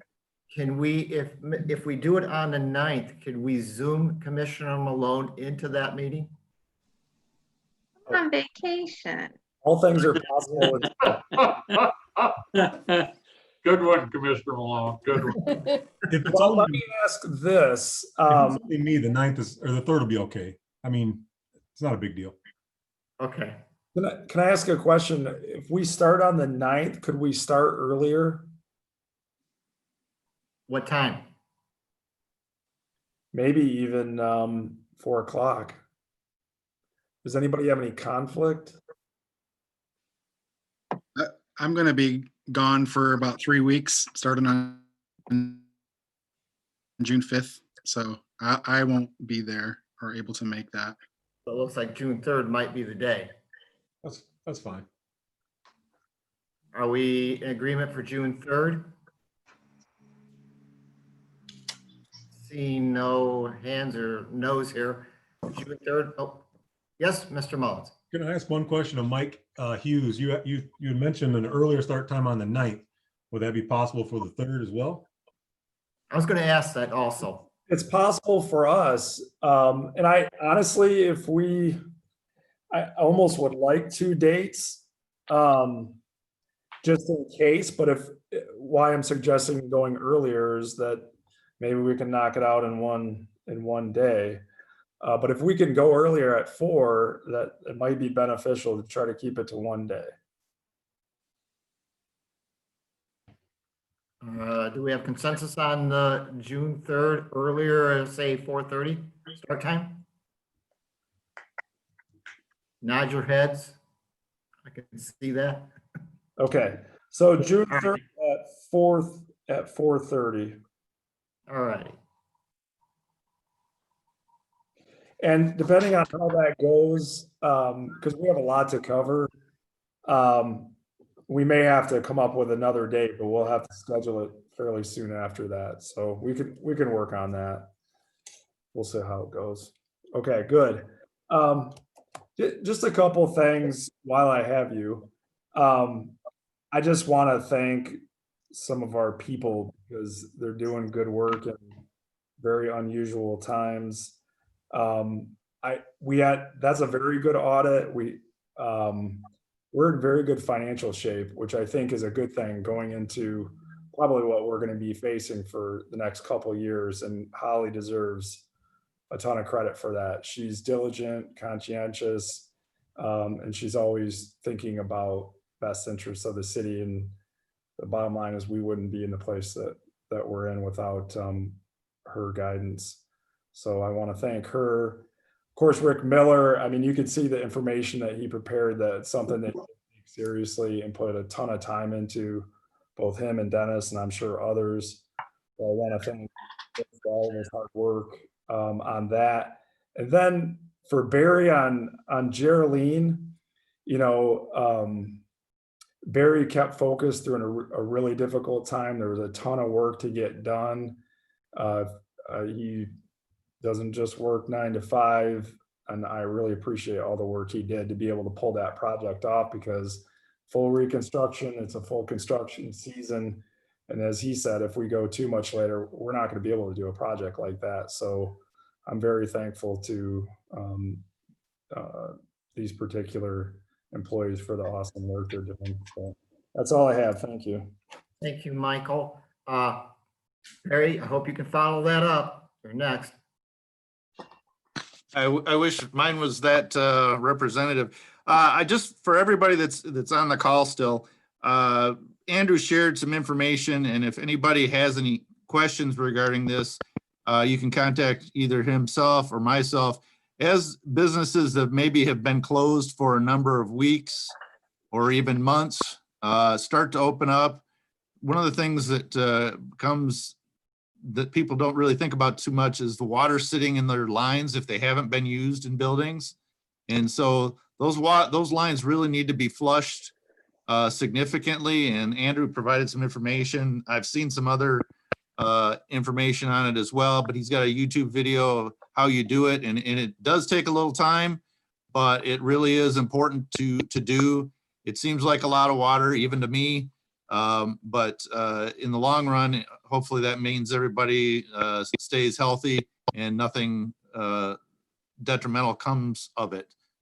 So if you know anybody has a business, hasn't been open, hasn't been doing anything for a while, let them know they really they need to get their lines flushed, and we'll be happy to provide that information, make it available. And probably Andrew's already putting it out on the website or Facebook too, I'm guessing. Yeah, credit where credit's due. That actually came from Fleece and Vandenbrink. They had provided a little updater that came to my email inbox. So I just kind of put it out there as a reminder. And as we start to see businesses reopen, particularly some of the businesses that have been closed for extended periods of time, we'll try and get that information out. All right. Thank you. That's all. Thank you. Ryan. Nothing tonight. Thank you. Thank you, sir. Will, are you still with us? I'm here. I have nothing. Thank you. Thank you, sir. Safety Director. Comment. He's out picking mushrooms. It's good. He said something, but I'm not too sure what he said. I'm on vacation, not sure how my service is, but I'm all good. Thank you. Thank you, sir, for taking time out on your vacation to be with us. I think I've got everybody, staff. Let's start with commissioners. Commissioner Burr. Nothing tonight, Your Honor. Thank you. Thank you, sir. Vice Mayor Good. Yes, Mr. Mayor, two things, and Commissioner Burr, you might want to chime in on this one if you can. We just went through what I think might be the busiest weekend for the cemetery, Memorial Day. Commissioner Burr, would you agree with that? Anyway, I was contacted by an individual asking why for such a busy time for the cemetery, would it have been possible to remove the bollards in the driveway on South Street for a period of time prior to Memorial Day? That time has already passed now, so it's something you might want to think about for next season or for any other particular real busy cemetery time. The other thing the individual contacted me about, and it's something about which I certainly have wishes and dreams, that the water collection in the bottom of Dead Man's Hill could be corrected. I don't know if we have to put out bids for an expert in hydrology and geology and ecology to take a look at that. But, you know, that public park, Oak Lawn Park is, should be considered one of our park jewels. And instead, it's one of our park mosquito beds. I just wish, above all things, that somehow we could find a cure for that problem. I understand that, my goodness gracious, that was a dump at one time and we can't dig there, but we certainly can put a municipal well there. So, you know, I just think there's got to be a cure for that. And so did this individual that called me on the issue. I just wish there was something that could be done. Those are my two things, Mr. Mayor. Thank you very much. Thank you, Vice Mayor. Commissioner Wiki. Nothing tonight, Mr. Mayor. Thank you. Thank you, sir. Commissioner Mullins. Yeah, Mr. Mayor, thank you very much. I want to say thanks to all the city staff, all of you that are on the Zoom thing tonight, for all you do. You guys are all awesome and do a fine job. I want to make a comment about the resolution that was before us tonight. Commissioner Wiki, I want to say I know your heart. No hard feelings. I appreciate the time and effort that you put into what you did. And I guess I just wanted to make sure that you knew that. But I got something here that I found on a friend posted on social media that I'd like to read to everybody, because COVID-19 is all the conversation, and it really put some things into perspective for me and made me think about how we go about this thing when we start to open up. So it just basically says, as we start to open up, you do you, I'll do me. None of us have the same circumstances. Some have medically high risk family members, and others have restaurants that could go under, etc.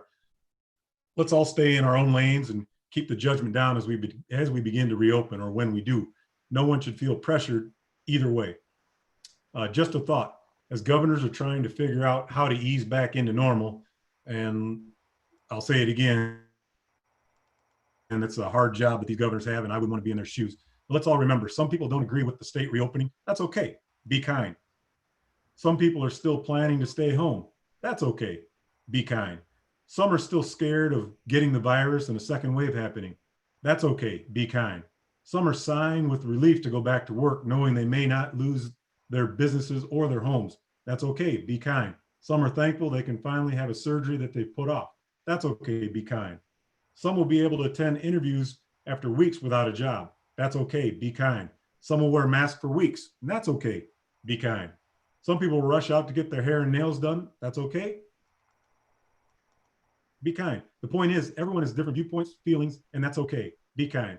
We each have a different story. If you need to stay home, but be kind.